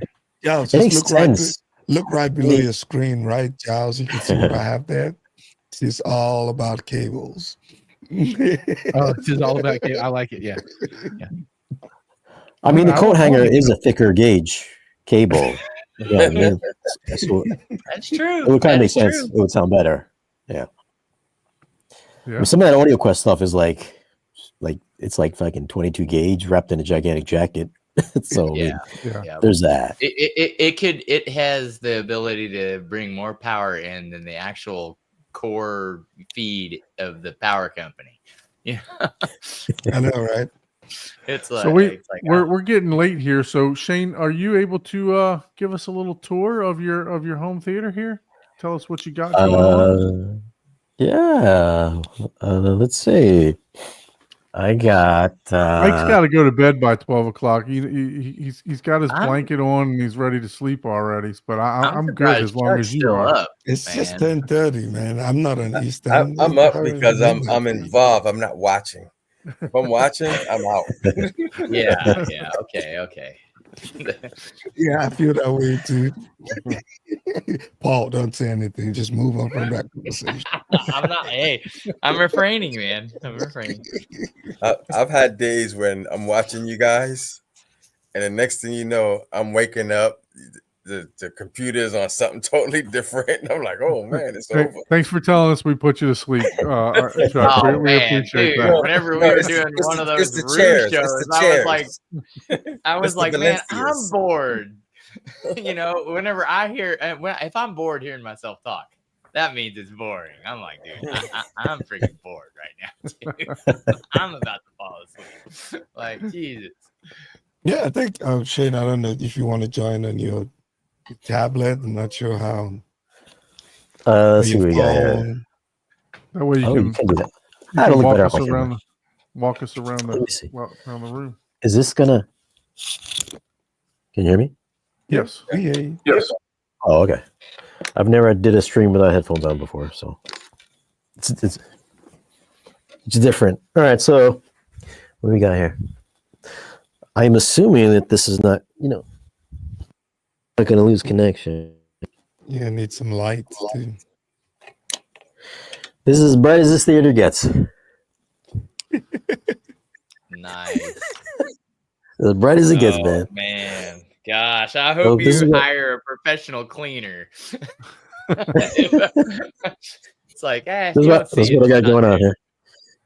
Got all the cables here. I had to bring all this in for you guys. Oh, We thank you. definitely appreciate Typically, it. I don't Nice. Ooh, go in here. So it's me. Here's my screen. This is. I guess we can put it on full 58. screen. I don't Yeah. know how to do that. Oops. Shane, can you act like you're sharing? I don't know how this is gonna work now. Let's see. Oh, I'm trying this. Okay, let me try this. There there you you go. go. Yep, that's Hey, it. look, I figured it out. In one click. Nice. Look at that. All right. Full screen. You better be go full screen. It's $80 a month. 84 and some change. It's definitely not spare change. Dude, I can't get away from that name. Every time somebody leaves a comment or something like, change. I was like, dude, I haven't spare change in how many years now? For like 2 years. That's why I actually got that question written down to ask you. What made you get away from that name? I got tired of being spare change. So now it's Shane My Lee. name's on screen, man. It's Shane. You probably got tired of hearing people saying you bought all that equipment with just your spare change. How much money you got? The question is, I was like, yo, am I spending your spare change or my spare change? People get. So these are the RBHs that I got. I believe Giles got some RBHs in too. Yeah, I got the towers in the center. So these are the big ones that these has got the 6.5 inch woofers or bass drivers with the AMT. The only thing about these, I know I mentioned it in you, too much bass,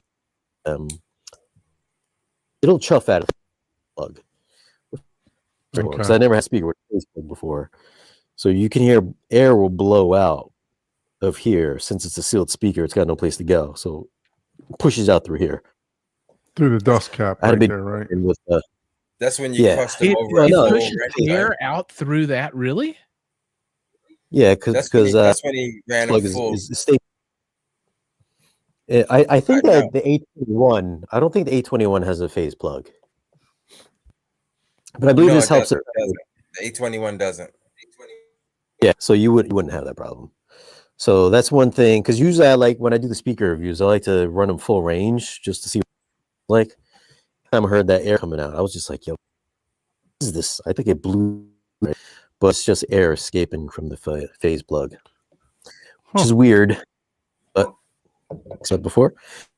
So we've got 18 of those. That's, it's the first set of surrounds. And then those are the other ones are all the same. I had some questions like, yo, why didn't you put them behind the fabric wall? Since I'm doing reviews, I don't want to have to pull off the panels to swap out speakers. And plus, since I modeled this after the Dolby Cinema, their speakers are also on the walls and visible. So I wanted to feel like you in it, like a commercial miniaturized version. So that's why they're on the walls, so that you can see them.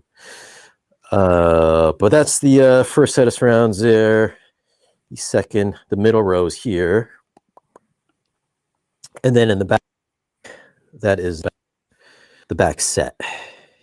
And I put this here. So the idea was putting the beam that went across. So if I was going to review other speakers, if I wanted to like put a God speaker in there, I could beam rather than into the drywall. Right. Or if I needed to move something over, move the position, I would and move it anywhere along the beam. And these are all like, that's centrally placed in the center of the room, so everything's all measured out. So that was the idea there. So I didn't have to start popping holes everywhere, which made sense to me. Yeah, especially since you're reviewing a bunch of different speakers. Some of them may not be as big as that. You can change them in and out easily.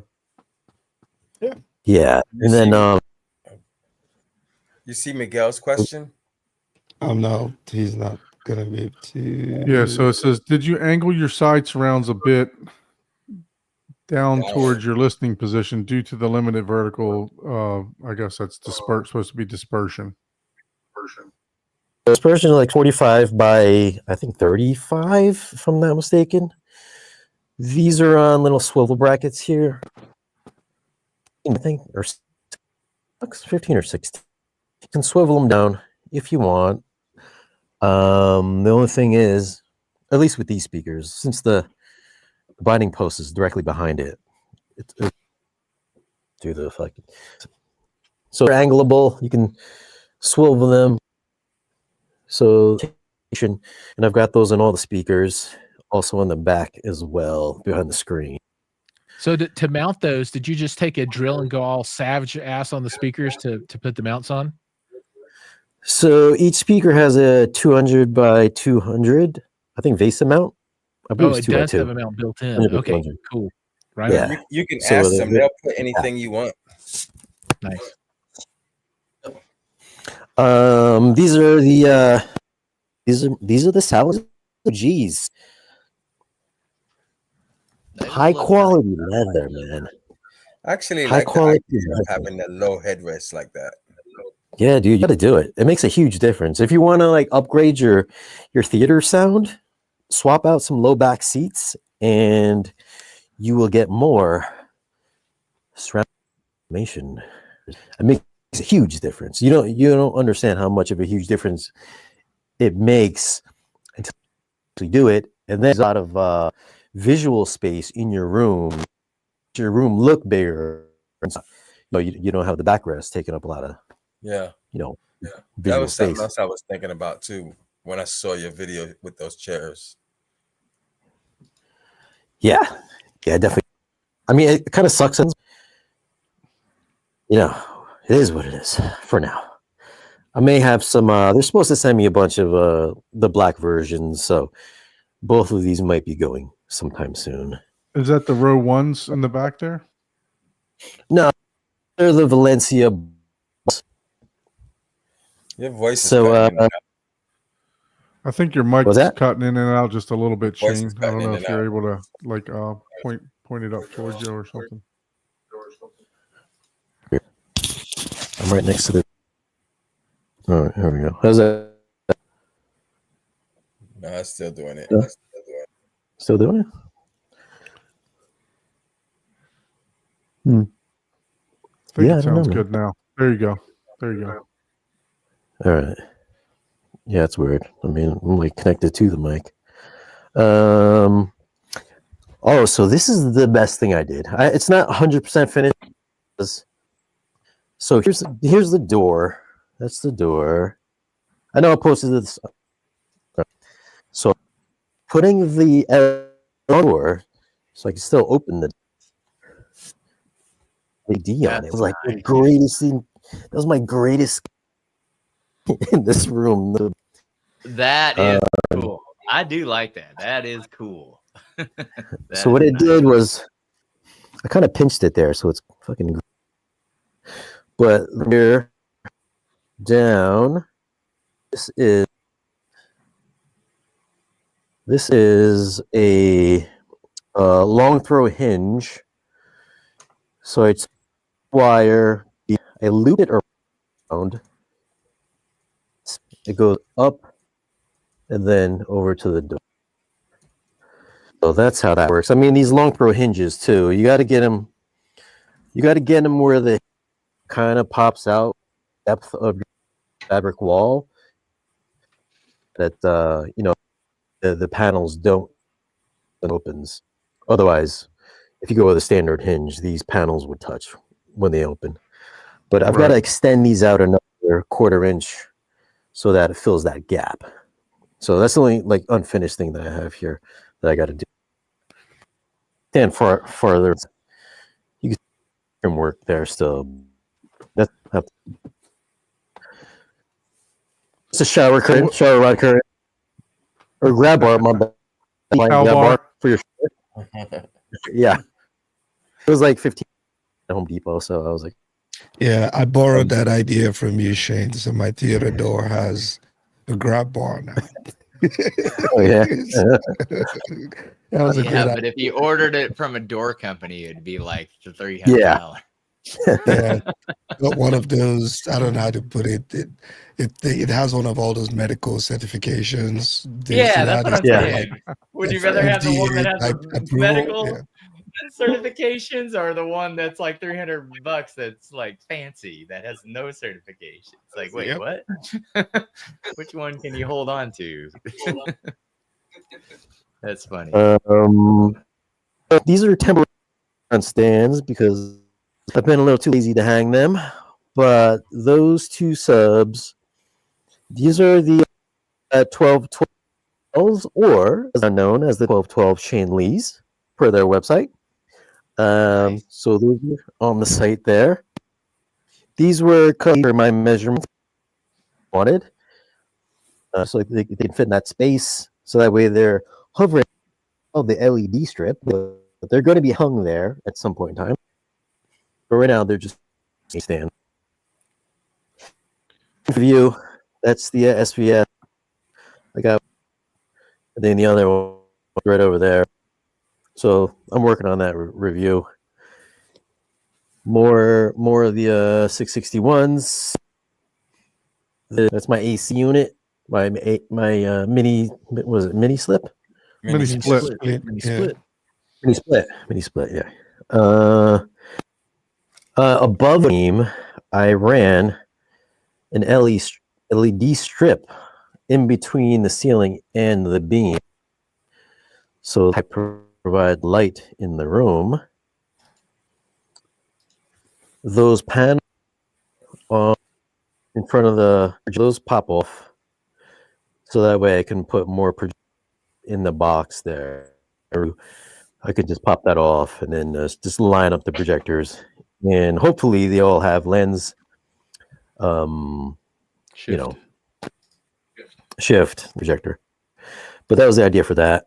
I'm gonna fill up that side and that side with some insulation, acoustic treatment as well. I will have some diffusers above the second, so right up in there. Then I'm going to do a fabric mate track and split in the squares for fusion. That little bump out right there is where the light used to be. Wooden fan there. That was my attempt at mudding. Didn't come out very good, but it's always black in here, so you know. Yeah. And what else I got back here? One thing I was happy about getting some good space was that I was able to get about 5 in the surround speakers, and that there between the seats. It's 5.5 or no. Yeah, 5.5 at each seat between, you know, each back speaker. So there's good distance, so you get that good separation. So we got a I know I said in the question here in video, the like, chat. Well, it says, "Are the front seats too close?" So what are your seats at from the screen? so this is 9.5 feet from here to the front of the screen, and I forgot what this is. But obviously, it's farther than 9.5 feet. And how big was your From screen the, again? this is 150. 150. Okay. Yeah, so I feel like 9.5 feet is like, yeah. So this is the back row. Then if you sit in the row, I'm like, I mean, that's the front row. Yeah. And that's a Nice. 16 by 9 screen. A 9. If the room was wider, I tried to take up as much room widthwise as I could. Like this is the edge of the screen. It's like 20 foot wider. Then I would have went with a scope room, but it's possible. So that just led me to pick the 16 by 9. I mean, I could have probably went to like a 180, but then the wide would have gone. This is about as big as I could believe fit in there. Yeah. So that's the rationale with that. Plus, anamorphic lens this time around. I get one by one mapping, real true 4K, rather than stretching out and all that stuff. There's one thing that I hate that people do is they get the anamorphic lens and then you have these huge rooms and they have a CinemaScope screen and they have this huge space above and below the screen. Whereas if they would have just got 18 by 9 screen, it would not only would it look better in your room, you would save a lot of money on the lens. So I feel like would dictate green. Some people I just always do tell everybody just to go larger 16 by 9 because when you look at when you do the screen comparisons on like projectorscreen.com or whatever, you're only losing like 8 inches when if you do a constant width. Yeah. So it's compared to like if I'm going if I got a scope screen and I go down to 16 by 9, I'm dropping from 150 inch scope screen down to about a 90 or 110 inch 16 by 9 screen inside of that, scope screen. So yeah, I agree with you on that. Yeah. It made sense this time around. The other cool thing that I added was this here. My lighted steps. Oh, Nice. yeah, I do like that. That is cool. This is a new invention. So this was So the light is the step. Go a little brighter. Can I catch focus? Let me manual focus. There we go. So this is the edge of the step. So that's solid. The loop. And then actually here. The red color, it doesn't really bleed as much on the screen. If you put it at like 1%, you don't really notice it.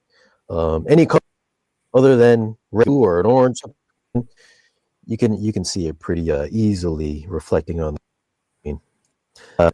As you can see, I left enough space between this step and the side seat, which is between the lamp and the seat, just so I can fit another set of Barcelonas. I came prepared for those seats. Right. Yeah. These will pre every corner step a gap there every time. So I had to get the lighted step. Right. And then the ramp. That's a cool feature. I like the ramp that you did. The ramp is cool. But it does work in truck to get subwoofers. So that was the idea. And then if I wanted to keep the ramp light on, I did run it across the bottom of the wall, and you can turn all the lights individually per side of the room. The walls are separate, and then the floor lights are also separate as well. So what's your riser height? So the riser's height is almost 2 feet, because my kitchen, if you open the door, it's like kitchen's rich. So it's like, it used to be a step that went down, and then it was a, so I just built a riser, or just went straight across. So once you come in, straight in, it's like into the room. Right. Walk in, the steps take a level. It's almost like, the house is here and then it drops down. So it has that kind of a feel like, oh, you're going into a stadium or something. So, yeah. So that worked out in my favor for that. And carpet, this is some carpet. That's a lie. It was like $1,800. So carpet, damn expensive. Carpet is expensive. Yeah, man. So somebody says, love the black carpet. Where's it from? The fabric, DIY, because I'm far too poor to make. And just chin fit. So they're just on the well, and they're just held together by each other. If you were to come over here and you were to get drunk, you would probably take down the entire wall. So the plan to just brad nail some brads in a couple of spots, secure the. And I don't know, JVC NZ8 is back there right now. I've got the 7 and 800 in boxes. I got a Sony 8000 in a box. I got to do something or another in a box. So I got a bunch of going here at a few weeks. So what about your equipment? We talked a little bit. I think we mentioned that you have a Trinoff. What are you doing for your equipment for your rack? So that's downstairs. That's in a room below this room. So that room is in shambles right now. So I can't. No, you don't have to take us down there. What are you using? You're using the Trinoff processor. What type of amp?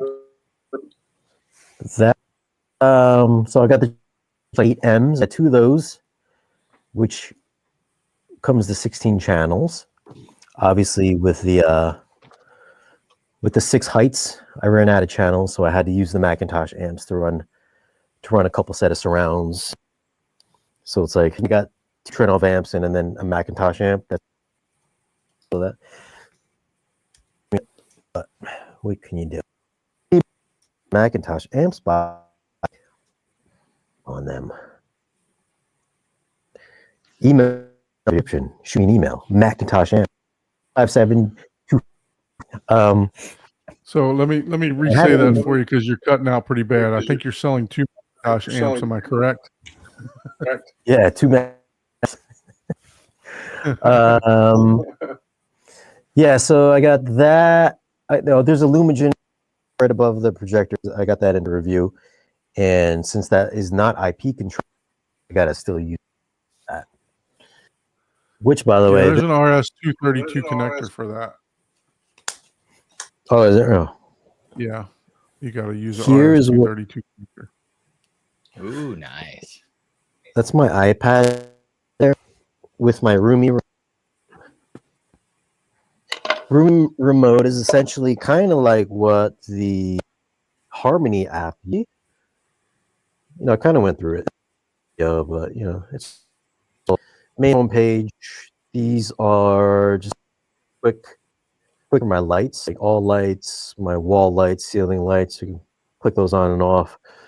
If I just wanted to listen to music, I just button there, whatever you as. Yeah, Shane, I think the battery in your mic is probably getting low. It's really cutting up.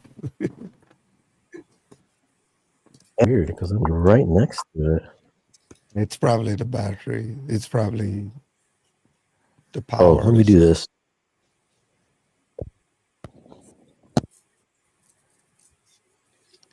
But for those of us who Yeah. might not be aware, Shane does have a full tour of his home theater on his channel that he did a few weeks ago. So you can also check that out. And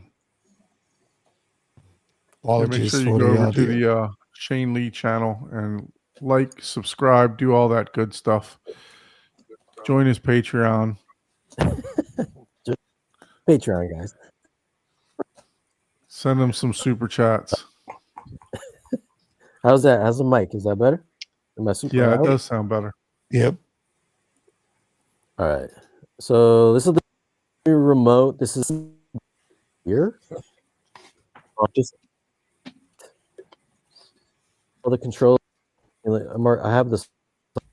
Hit that. Right now, it's scrolling through all the titles. That's midway. If midway, there would be like a little timer. To scroll up. These are the player controls. And on the app used to be. Direct control. Turn off.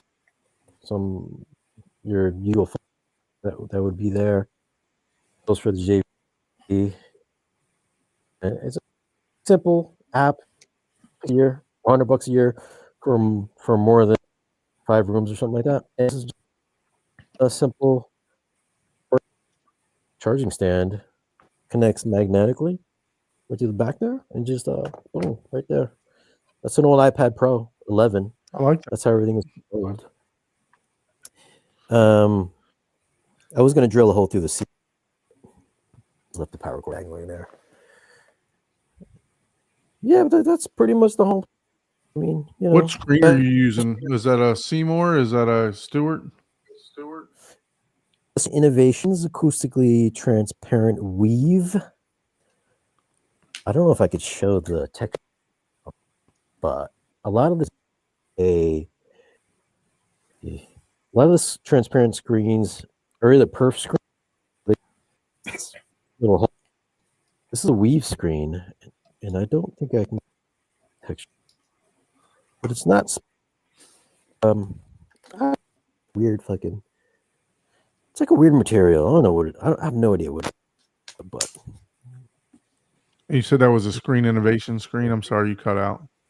Yeah, innovation. that's a screen innovation. But yeah, that's it, man. That's the theater. No, it looks fantastic. Yeah, I really like it. It's really cool, and it's almost classic or classy. theater vibe, you know. And then you got those big old subs in the back just to say, "Oh yeah, we got some sound in here too." Just a So statement. $1,000 question: is waveforming worth doing all the extra subwoofers and planning and everything? Trim off, obviously, you got to get a trim off. Is it worth the Is money? it worth? Well, me and like dB of each other, so there's that. I mean, things was to get that even, bass distribution, but I think if good with room each, you can get it pretty close as well, because I think two manually calibrating, but then the waveform did take it up another level. Is it worth it? I mean, if you want to get within half dB of each seat, then yeah. If you don't know, Yeah. do it. I mean, if you already have a Trinnov, then why not? Right. Buy a Trinnov just the selling point. I mean, if an AV, then yeah, I'd probably get a Trinnov. Links down below in this video's description if you want to get a Trinnov. So Don doesn't sell Trinnov yet. He's No, Melinda. look, I have different dealers on the channel. I believe there's enough room for all of us. So Yeah. I like to promote everybody. So I I'm don't gonna try to start keep selling anybody exclusive. QNAP NAS and Ubiquity networks. Yeah, you could do that. There you go. and beer, but And first beer. beer, mostly beer. So, any of you guys have any questions about Shane's theater? It says, are the front speakers the same size as those at the rear? So yeah, he's got the same exact speakers. How many did you say? 18? 18 18 everywhere of them. on the Same ceiling. exact 18. speakers everywhere. 18 speakers around the whole entire room. Do you find with those speakers you really have to keep them at tweeter at ear level and you can't raise them much, or is that not a factor? So because of the two roofs, the speaker level for so everything.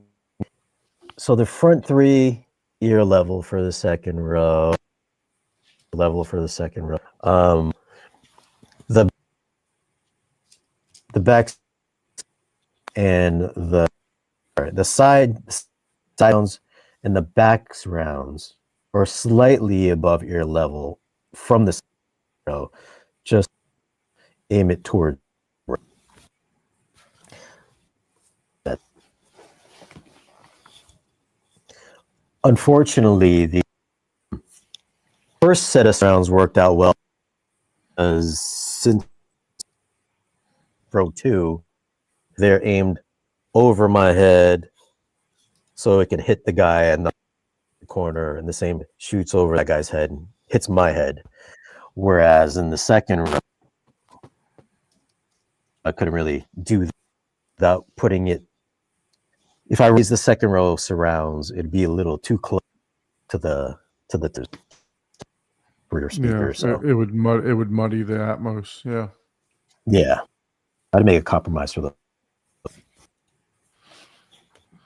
But So sounds good, Brian, though. I mean, obviously, And those brackets, I know RBH drills the holes, but Yeah. what type of brackets are those that's swiveling like that? Is that just a TV mount or something? yeah, those are TV mounts. Okay. Yeah, just as long as you have the mount, the pattern, the right VESA pattern, you can get what you want. I think if we're to buy speaker mounts, but, like bracket for like whatever. so talk to me a little bit about the construction, Shane. As far as doing the panels themselves, like the fabric panels, what what did you use to like just like one buys or two by ones, or what did you use to fabricate the actual boxes?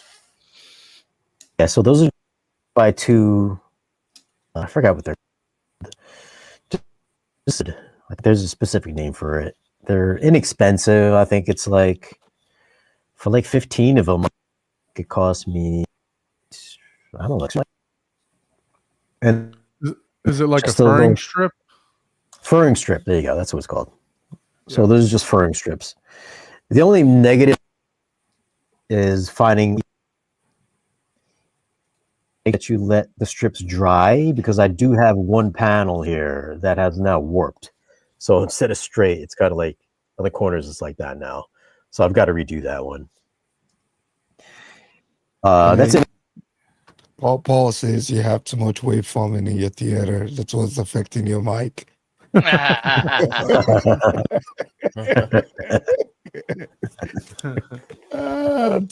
Too much interference. Yeah, no. I was curious about your construction on those. Yeah, I'm thinking about using engineered wood for that, so that just for that reason, so that it doesn't do the warping or the bowing or whatever. Because just like you said, Yeah. I mean, I've got studs that I put in that I know were 100% straight. When I level, because I have like a 4-foot level. So I know that the everything was straight, and then you go back a year later, and they're not so straight anymore. So what did he say? He made a frame out of furring strips. Is that what he said? Yes. Then stapled the fabric. Yep. But all you have to do is get a piece of 1/4-inch Luan or something like that, and just strip it across the top and the bottom, or down the sides, or that's going to give you that stiffness so it doesn't warp. Okay. If you want to buy more material, then just do the whole thing with 1/4-inch material and stress Well, the Chuck, fabric. I didn't have a detached garage with a wood in there to do that. That's a good thing. Home Depot and Lowe's, they will rip the wood down for you. You go in there with some dimensions and just say, "Give me 8-inch strips." Yep. They'll do it. Man, you Right. know how many strips in here? What is it? When I first wrote this down on paper, I was like, I'm gonna need like, I don't know, 50 panels. 15. I need way too. Yeah. I'm trying to decide. That's why I want to do mine all in like one big panel if I can.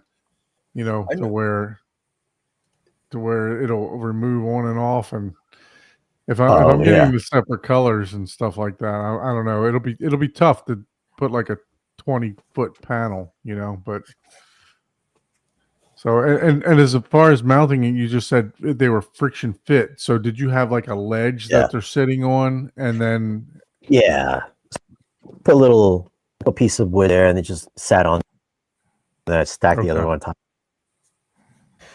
until as unhand.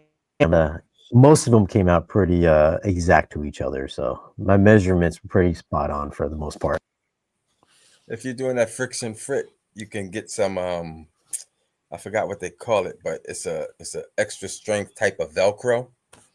Yeah, you can put some Velcro and then friction fit it, and that will help it even more. I did buy some Velcro, but they just, I don't know, they must have been cheap Velcro because they started falling.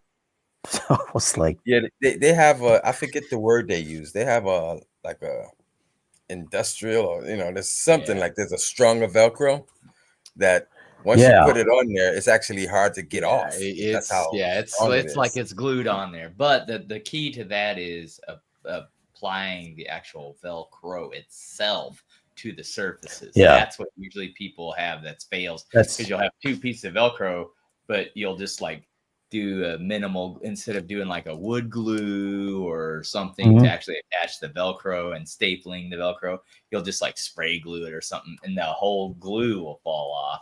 Yeah, because it's only as strong as the weakest link. And if you use industrial Velcro, it'll hold like 100-pound panel on the wall. all day long.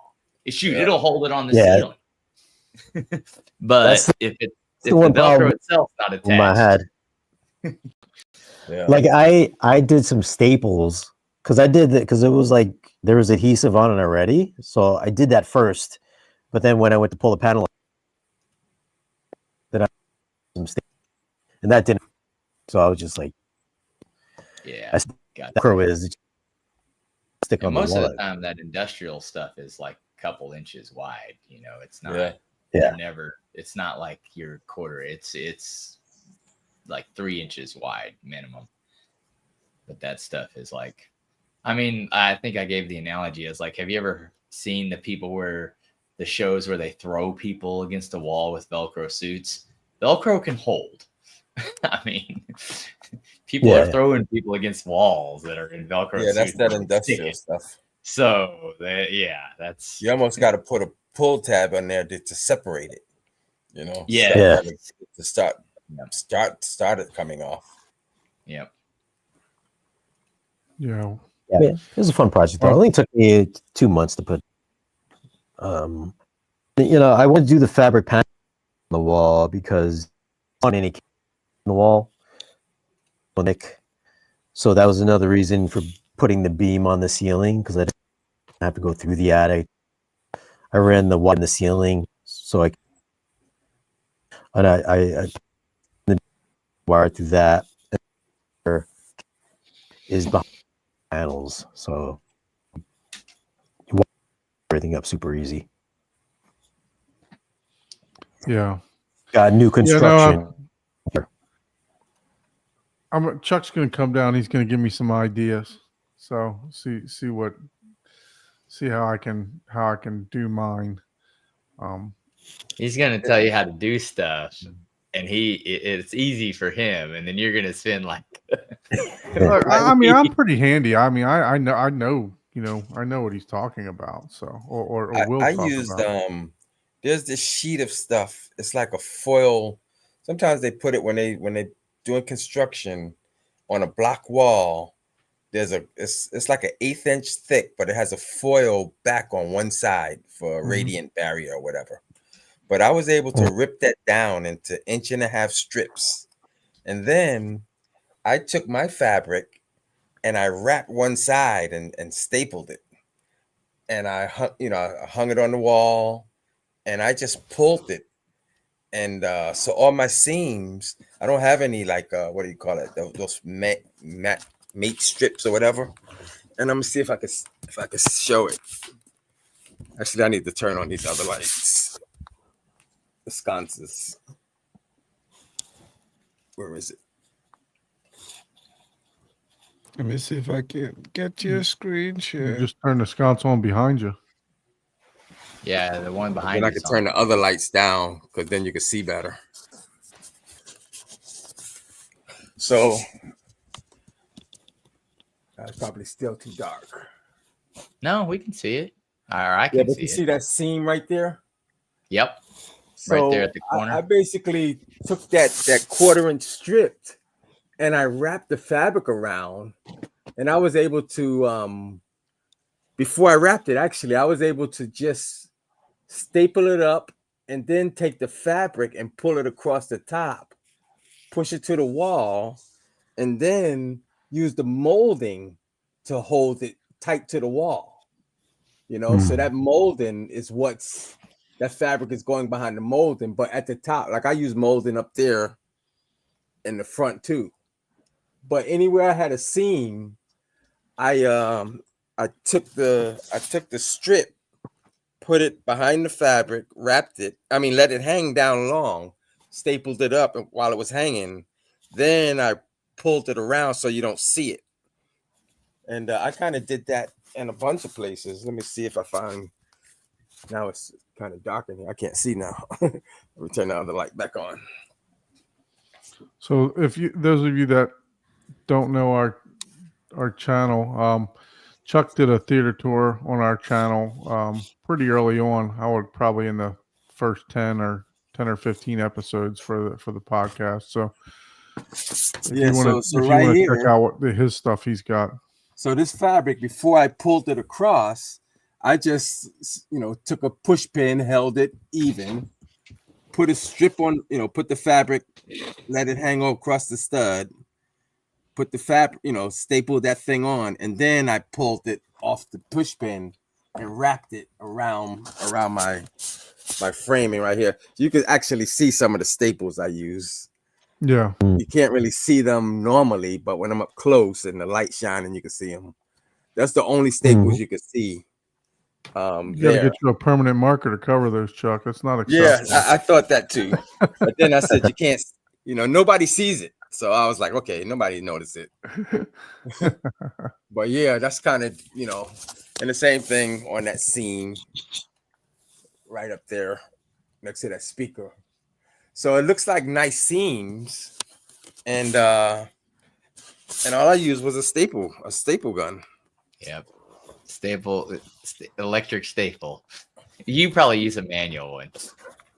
No, actually I have a it looks like a manual one, but it's hooked up to a compressor. So I don't have to push that hard. Yeah. Because man, whenever I was doing my sound panels, I was like, man, I did one. It took me as long to staple one panel with a manual stapler, and then I bought because I'm the Milwaukee guy, so I bought the battery operated. I did like 5 more panels in the same amount of time it took me to staple the one with a manual staple. But I put the staples. I pull my fabric pretty taut, I took a few years of homework.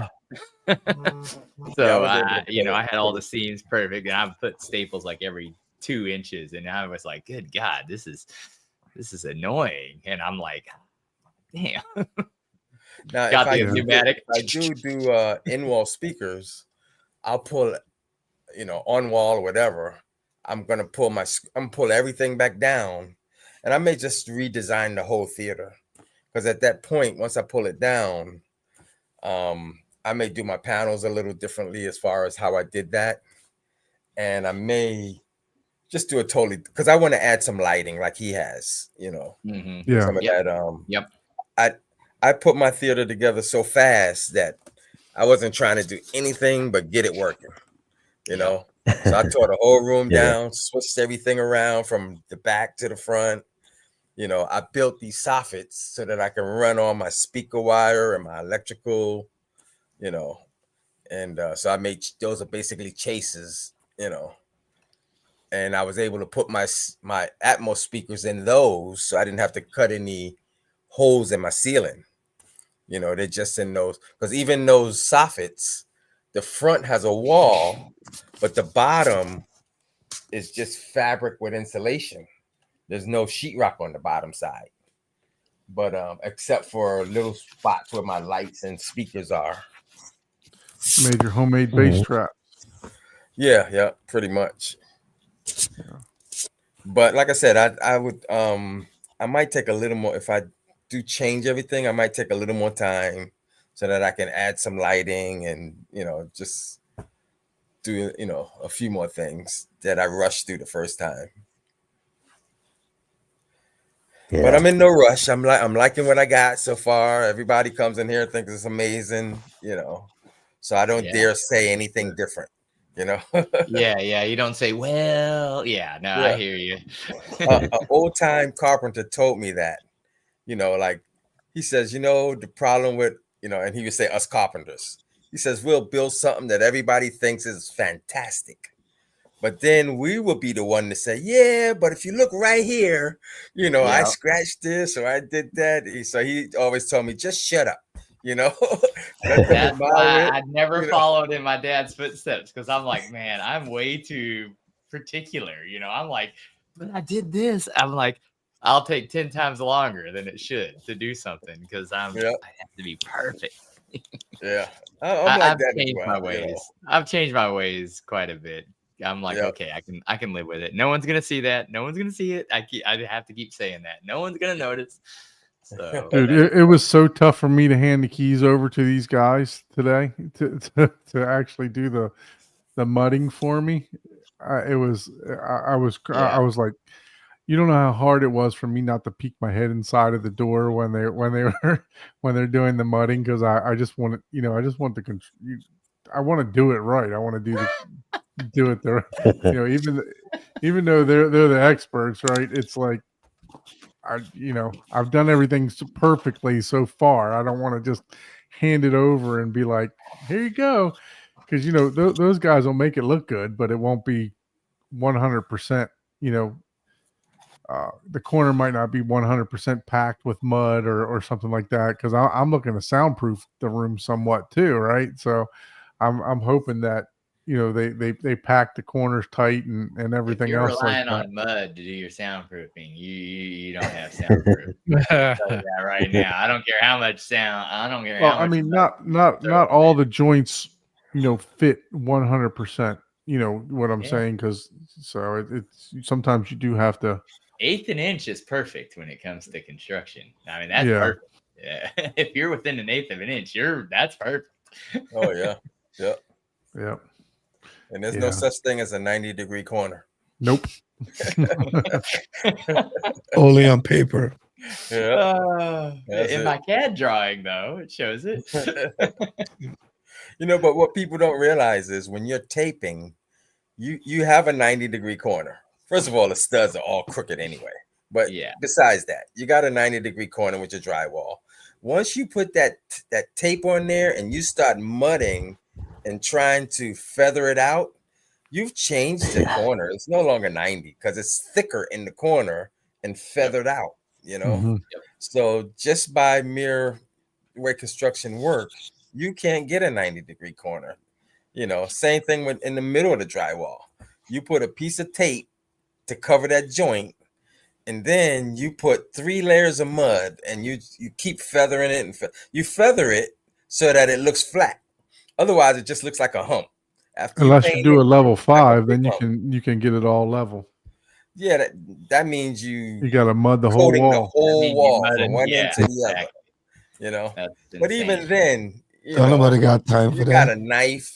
It's gonna have some even then, waves in it's not it. straight. Or, You put a laser on that thing, you'll see it's still an eighth of an inch off, even a level Yeah. 5. That's yeah. So you try to feather it out so it looks flat. That's all. You don't see the hump when the sunlight hits that wall at a certain angle. Well, Yeah, look, mudding- Shane, we I definitely think it's hard. appreciate you. We definitely appreciate you joining the channel tonight. Same with you, Giles. For those of you that don't know Shane's channel, head on over to Shane Lee and check out all his videos. He's got a lot of great videos there. And then also for Giles, head over to Giles' channel. And both of these guys are staples in the YouTube space. We definitely appreciate them joining us this evening. Shane, thank you so much for the theater tour. Really appreciate that, and all your recent reviews that you've done. Can't thank you enough for coming on to the show.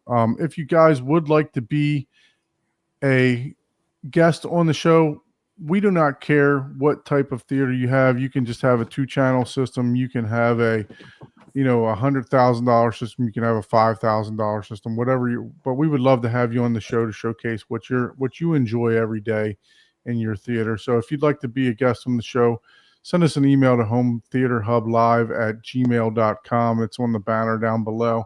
Shane, you got quite a few things for sale over there.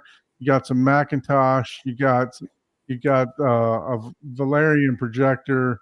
You got all kind of other stuff. Make sure to hit Shane up on his from the description down below if you're looking for anything that he's getting rid of. Giles, what do you got coming up next on your channel, sir? Oh man, so let's see. Going to do some chairs. Working on that, and the Onkyo RZ30 is coming up, and a TCL 100-inch or 98-inch coming up.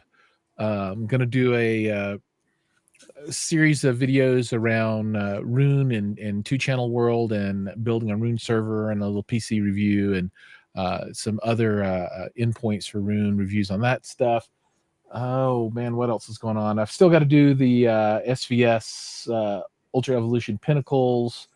That's coming. I've got to do the Hisense PX3 Pro. That's on the way. So yeah, just a bunch of goodies coming up. Lots of fun stuff. Oh, and the RBH speakers for sure. That's a big one. I've got them out and figuring those out now. Looking good. Which ones do you have? I've got the let me tell you, I don't remember off the top of my head. Let me see. Freestanding. I think it's on the third page. The SFTRs. Yeah, the SFTRs. Oh, those are So it's got the I think it's double 12s on the bottom, and then the those are the ones Gene has. are they? Right on. Yeah, he has double 12 top and bottom though. Oh yeah, he's got a thing. Oh, that's crazy. Yeah. Yeah. That's cool. Yep. So I'm excited for those. Very nice. Very nice. Yeah, Well, I'll be interested to hear your thoughts on those as well. You guys know the drill. Make sure we're subscribing, hitting that like, share, subscribe, all that good stuff like that to all the channels here. We got Ike's channel, Easy HT Tech, my channel, Horizon Home Theater, Giles at Giles McCoy, and Shane at Shane Lee. Definitely appreciate everyone joining us this evening. Shane and Giles, thanks again. Really appreciate it. Thank you for celebrating our 1-year anniversary with us. We definitely appreciate everyone in the comments, in the chat tonight. Thank you guys for joining us for the 1-year celebration. And we'll see you on the next one. Thank you. Later. Later.